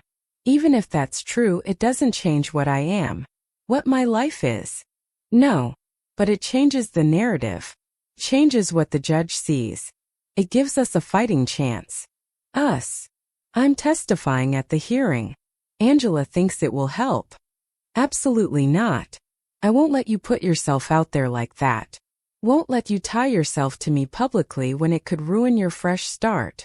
My fresh start is with you and Sophia. That's the life I want. So I'm fighting for it. I leaned closer to the camera. You told me once that you were falling in love with me. That I'd become everything. Well, you've become everything to me too. You and Sophia. You're my family. And I don't abandon family. His eyes filled with tears. Juliet. Let me do this. Let me fight for us the way you've been fighting since the day you saved my life. Let me be strong for you for once. He was quiet for a long moment. Then he nodded. Okay. But after this, after the hearing, no matter what happens, I need you to promise me something. What? If I lose custody, if they rule against me, promise you'll take Sophia and build a life. A real one. Not hiding in Colorado waiting for me. A life with schools and friends and normalcy. Promise you'll give her everything I can't. Adrian, that's not going to happen. Promise me anyway. Please. I need to know she'll be okay. That you both will. I wanted to refuse. Wanted to insist we'd win. But I saw the fear in his eyes. The desperate need for reassurance. I promise. But only because I know I won't have to keep it. Because we're going to win this. A small smile touched his lips. When did you become the optimistic one? When I realized I had something worth fighting for. The custody hearing was set for 9 a.m. Angela filed the motions about the fabricated federal evidence at 8. By 8:30, the courthouse was in chaos. The judge called an emergency session to review the allegations. Agent Robert Calabrese was summoned to court. The federal prosecutor was blindsided. And Adrian walked in with his head held high for the first time in weeks. I sat in the gallery with Sophia, who was dressed in her favorite purple dress. She didn't understand everything happening, but she knew it was important. That today decided if she got to go home to her daddy. Angela presented the evidence methodically, document by document, discrepancy by discrepancy. She showed the judge how the federal case was built on lies, how Agent Calabrese had used his position to target Adrian on behalf of his family. Then she called me to the stand. I walked up on shaking legs and swore to tell the truth. Angela smiled at me encouragingly. Miss Hayes, how long have you known Adrian Moretti? 6 weeks. And how did you meet? I saved his daughter's life. Took a bullet meant for her. He brought me to his home to recover. What happened after you recovered? He offered me a job as Sophia's tutor. I accepted. And I got to see him as a father. Got to see how much he loves her. Can you describe their relationship? I looked at Adrian. He was watching me intently. Sophia was watching from the gallery, her little face hopeful. He's everything to her. He reads to her every night. He knows her favorite foods, her fears, her dreams. When she has nightmares, he holds her until she feels safe. When she asks questions, he answers honestly in ways she can understand.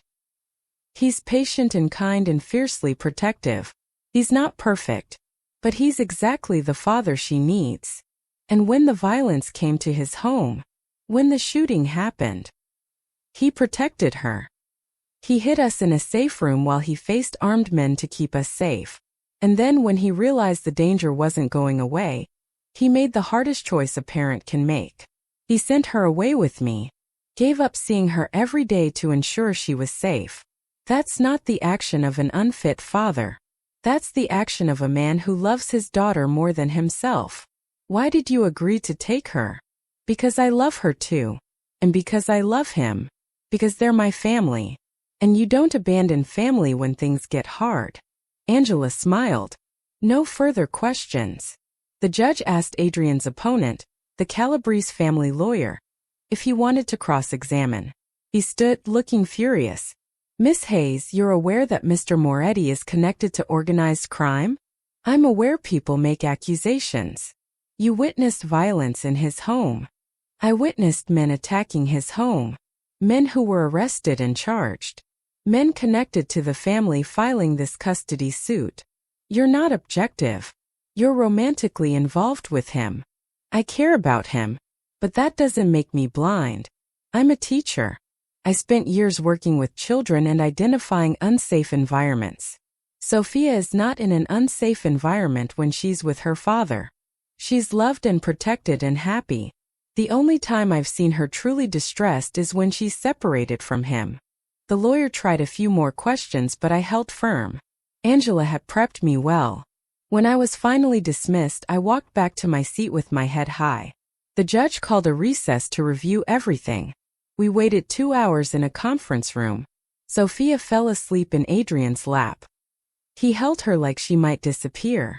Whatever happens, he said quietly to me, thank you. For fighting for us. For being brave when I couldn't be. You're the bravest person I know. No. That's you. You've lost everything and you still have hope. That's real courage. Finally, we were called back in. The judge looked stern as we all took our places. I've reviewed the evidence presented today. The allegations regarding the federal investigation are serious and will be referred to the appropriate authorities for review. Agent Calabrese has been suspended pending investigation. She looked at the Calabrese lawyer. Your petition for emergency custody is denied. Furthermore, I'm sanctioning your clients for filing in bad faith using falsified evidence. Relief flooded through me. Adrian's hand found mine under the table.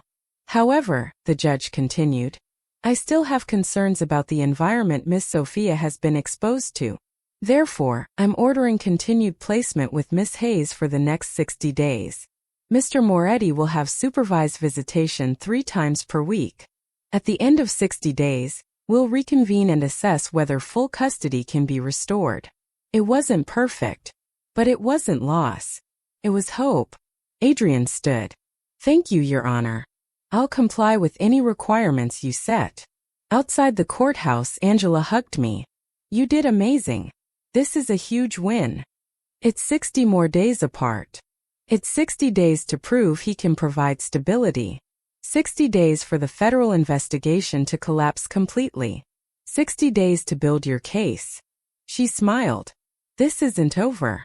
But you're winning. Adrian was saying goodbye to Sophia when I walked over. She was crying again, not understanding why she couldn't go home with him now. Soon, princess. Very soon. And I'll see you Wednesday, okay? We'll go get ice cream. I want to stay with you. I know. Me too. But we have to follow the rules a little longer. Can you be brave for me? She nodded against his chest. He kissed her head and handed her to me. His eyes met mine. 60 days. We can do 60 days. Then what? Then we go home. All of us. Together. And for the first time since this nightmare started, I actually believed it. The 60 days felt like 60 years and 60 seconds at the same time. Adrian came for his supervised visits 3 times a week. We'd meet at a neutral location with a court-appointed supervisor who'd sit in the corner and take notes while Adrian and Sophia played or read or just held each other. It was awkward and painful and necessary, but something else was happening too. Angela was building a case. A real one. Against the Calabrese family. The federal investigation into Adrian is officially closed, she told me on day 30. Agent Calabrese has been arrested for falsifying evidence and abuse of power. He's talking, giving up everything about his family's operations to save himself. What does that mean for us? It means we have leverage. It means the Calabrese family is about to have much bigger problems than Adrian Moretti. She was right. Over the next 2 weeks I watched the news reports. Federal raids on Calabrese businesses. Arrests of key family members. Sal's sons taken into custody on racketeering charges. The empire that had tried to destroy Adrian was crumbling. And Adrian was changing too. I could see it on the video calls during the visits. He was lighter. The weight he'd been carrying was lifting. He'd started dismantling the more dangerous parts of his business. Going legitimate. It wouldn't happen overnight, but he was trying. "I want Sophia to be proud of me," he said during one call. "I want her to grow up knowing her father did the right thing, even when it was hard. I want to be worthy of you both. You already are." "Not yet. But I'm getting there." On day 58, Angela called with news. "The final custody hearing is moved up. Tomorrow. The judge wants to close the case." My heart jumped. Tomorrow? Why so soon? Because Sal Calabrese just took a plea deal. Part of his agreement is dropping all legal action against Adrian, and admitting the custody suit was filed in bad faith as retaliation. The judge wants to resolve this before the media circus gets worse. I could barely breathe. What do we need to do? Just show up. Bring Sophia. Let the judge see what the last 60 days have looked like. I'll handle the rest. That night I barely slept. Sophia sensed something was happening. She asked if she was going home to Daddy. I told her maybe. That we had to talk to the judge one more time. "I miss home," she said quietly. "I miss my room and Daddy and Clara and everything." "I know, baby. Me too." The courtroom the next morning was packed. Press had gotten wind of the Calabrese plea deal, and were trying to connect it to Adrian's custody case. Security was tight. Adrian arrived with Vincent. He wore a simple suit, nothing flashy. When he saw Sophia, his whole face transformed. She ran to him and he scooped her up, holding her like she was his entire world. Because she was. The judge called the hearing to order. Angela presented her case quickly and efficiently. The supervised visits had gone perfectly. Sophia was thriving academically and emotionally. Adrian had complied with every court order. The federal investigation had been dismissed. The Calabrese family had withdrawn their petition and admitted wrongdoing. "Your Honor," Angela said, "Mr. Moretti has spent 60 days proving he will do anything to keep his daughter safe, including giving her up temporarily. That's not the action of an unfit parent. That's the action of a father who loves his child more than his own comfort. We're requesting full custody be restored immediately." The Calabrese lawyer wasn't even there. They'd abandoned the case completely. The judge looked at Adrian. "Mr. Moretti, do you have anything you'd like to say?" Adrian stood, still holding Sophia. "Your Honor, I'm not going to pretend I'm perfect. I've made mistakes. I've lived a life that put my daughter at risk. But I'm changing that. I've spent the last 60 days restructuring my businesses, cutting ties with dangerous elements, building something legitimate that Sophia can be proud of. I'm not asking you to forget what happened. I'm asking you to let me prove I can be the father she deserves. And if you give me that chance, I swear I won't waste it." His voice was steady, but I could hear the emotion underneath. The fear. The hope. The judge was quiet for a long moment. Then she looked at Sophia, who was watching her with huge eyes. "Miss Sophia, do you want to go home with your daddy?" Sophia nodded vigorously. "Yes, please. I miss him so much." "Has he ever hurt you or scared you?" "No. He protects me. He loves me. He's the best daddy ever." The judge's expression softened. She looked back at Adrian. "Mr. Moretti, I'm restoring full custody effective immediately. However, I'm ordering continued counseling for Sophia to process the trauma she's experienced. And I'm ordering quarterly check-ins with child services for the next year.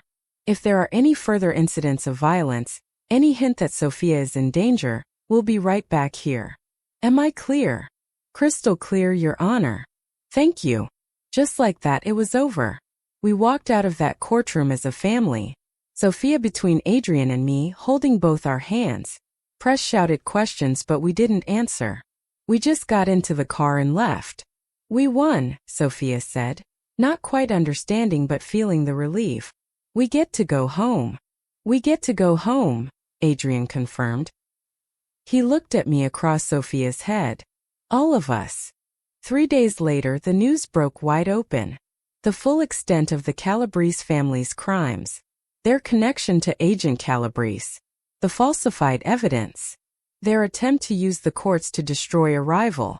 Sal Calabrese was sentenced to 15 years. His sons got 10 each.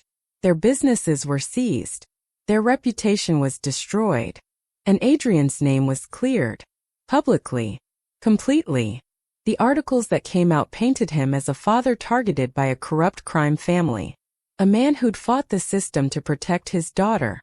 It wasn't the whole truth, but it was enough. Vincent threw out the lawsuit threats. The frozen accounts were released.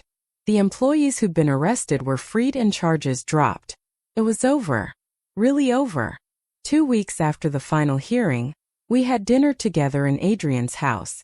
Our house. Clara made Sophia's favorite meal. We ate at the big dining table like a normal family. Afterward, Adrian asked me to come to his office. When I got there, he was standing by the windows, looking out at the gardens where this had all started. I need to tell you something, he said. Fear spiked through me. What's wrong? Nothing's wrong. Everything's right. That's the problem. He turned to face me. I've spent my whole life waiting for the other shoe to drop, waiting for happiness to be ripped away. But these last few weeks, having you and Sophia home, being a family, it's made me realize something. What? I don't want to wait anymore. I don't want to waste time being careful or scared or holding back. He crossed to me and took my hands. You saved my daughter's life. Then you saved mine. You fought for us when I'd given up. You loved Sophia when she needed it most. You loved me when I didn't deserve it. Adrian. Let me finish. Please. He took a breath. I told you once I wanted to give you everything you deserved. Dinners and normalcy and a life without fear. I can't promise perfect. I can't promise easy. But I can promise I will spend every day trying to be worthy of you. Trying to give you and Sophia the life you both deserve. He pulled a small box from his pocket and opened it. Inside was a ring. Simple. Beautiful. Perfect. Juliet Hayes, will you marry me? Will you be Sophia's mother officially? Will you let me spend the rest of my life proving that second chances are real? Tears ran down my face. 6 months ago I was sleeping behind dumpsters. Now I was being proposed to by a man I loved. For a family I'd found in the ashes of my old life. Yes. Yes to all of it. He slid the ring on my finger and kissed me. Deep and sure and full of promises we'd both keep. From the doorway I heard a gasp. We turned to see Sophia standing there with Clara, her eyes huge. Are you going to be my mommy? She asked me. I knelt down to her level. If that's okay with you. She launched herself into my arms. I wished for this. I wished so hard. Me too, baby. Me too. Adrian wrapped his arms around both of us.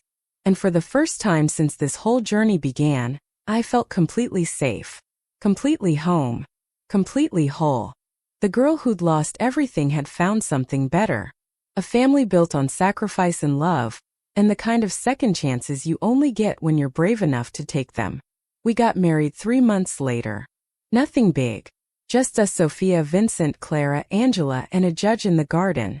Sophia was our flower girl and took the job so seriously it made everyone smile. I wore a simple white dress. Adrian couldn't stop grinning. When it was time for vows, Sophia stood between us holding both our hands. I promise to love you both, Adrian said. To protect you. To be the man you deserve. My turn. I promise to stand with you. To love Sophia as my own. To never forget how precious second chances are. The judge pronounced us married and Sophia cheered louder than anyone. That night, Adrian showed me the final paperwork. Sophia's adoption was approved. She was legally mine now too. Sophia Moretti Hayes. My daughter. Over the next year everything changed. Adrian's businesses went completely legitimate. Real estate, legal imports, clean investments. Vincent became his partner. The dangerous world we'd lived in faded into memory. Sophia grew into a confident 6-year-old who loved school and friends and soccer. The nightmares stopped.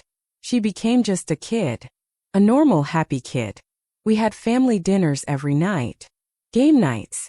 Lazy Sundays watching movies in bed. Normal things. Beautiful things. On our first anniversary, Adrian surprised me. He'd bought a building and turned it into a community center. "You wanted to teach," he said, showing me around the bright classrooms. "You wanted to help kids. Now you can. After-school programs. Tutoring. A safe place for struggling families. Adrian, this is incredible. We'll call it the Moretti Hayes Center. After us." We opened 3 months later. I taught reading 3 days a week. Worked with kids who needed someone to believe in them. Sophia would come sometimes, reading to the younger kids already learning that love means giving. One afternoon I saw someone familiar at the center. A woman asking about food programs, holding a little boy's hand. Diane Rothman. The woman who destroyed my teaching career. She recognized me and went pale. "Juliet. I'm sorry, we'll leave." "Wait. Why are you here?" Her story came out. Her husband had left. Took everything. She was struggling to feed her son. The same son I'd tried to protect years ago. "I'm so sorry," she cried. "For what I did to you. My husband made me lie and I was too scared to refuse. I've regretted it every day. I could have turned her away. Should have maybe. But I thought about Adrian's words. About second chances. We have programs that can help," I said. "Food assistance. Job training. Counseling. You don't have to do this alone. Why would you help me after what I did? Because I know what it's like to have nothing. And because holding on to anger only poisons you. I forgive you, Diane. And I'm going to help you." When Adrian heard about it, he said, "You're a better person than I am." "No. I just remember what grace feels like. You gave it to me. I'm passing it on." 2 years after the custody hearing, Sophia turned 8. We threw her a birthday party with school friends and normal families who knew nothing about our past. Just people who liked us. I watched her blow out candles, Adrian beside her singing off-key, and thought about how far we'd come. Later that night, Adrian found me in the garden where everything began. "Happy?" he asked. "So happy I'm scared it's a dream." "It's real. We made it real." He wrapped his arms around me. "You saved me, Juliet. Not just that day in the parking lot. Every day since. You saved me right back." "I'm going to tell our story," I said. "About second chances. About finding family in unexpected places. About how rock bottom isn't the end if you're brave enough to climb." You think people need to hear it?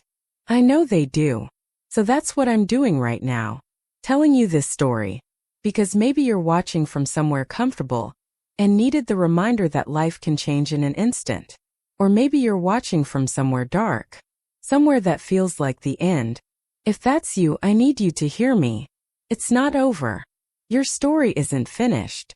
I was sleeping behind dumpsters 2.5 years ago, ready to die. Now I'm married to an incredible man. I'm a mother to a beautiful daughter.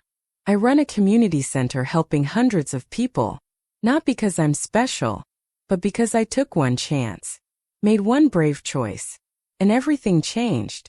So whatever you're facing, whatever mountain looks too big, I'm asking you to take one chance. Make one brave choice. Try one more time. You don't know what's waiting on the other side. But I promise it's worth finding out. If this story meant something to you, hit that like button. Subscribe because I'll keep telling stories like this. Stories about real people fighting real battles and finding real hope. Drop a comment and tell me where you're watching from. Tell me your story if you want. And if you're struggling, if you're in that dark place, just say hi. Let us know you're there. Because you matter. Your story matters. 3 years after that bullet, I'm living a life I couldn't have imagined. Adrian's businesses are thriving. Sophia won her school's reading competition. The center helped its 500th family last month.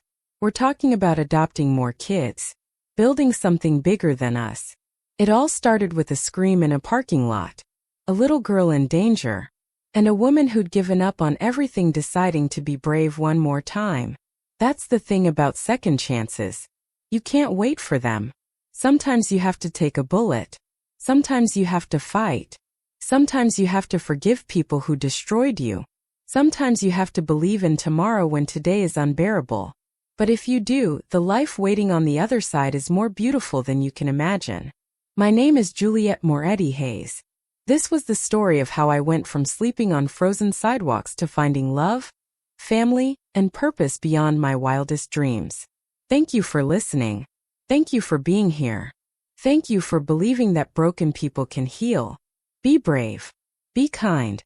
Never give up on tomorrow, because you never know what miracles are waiting just around the corner.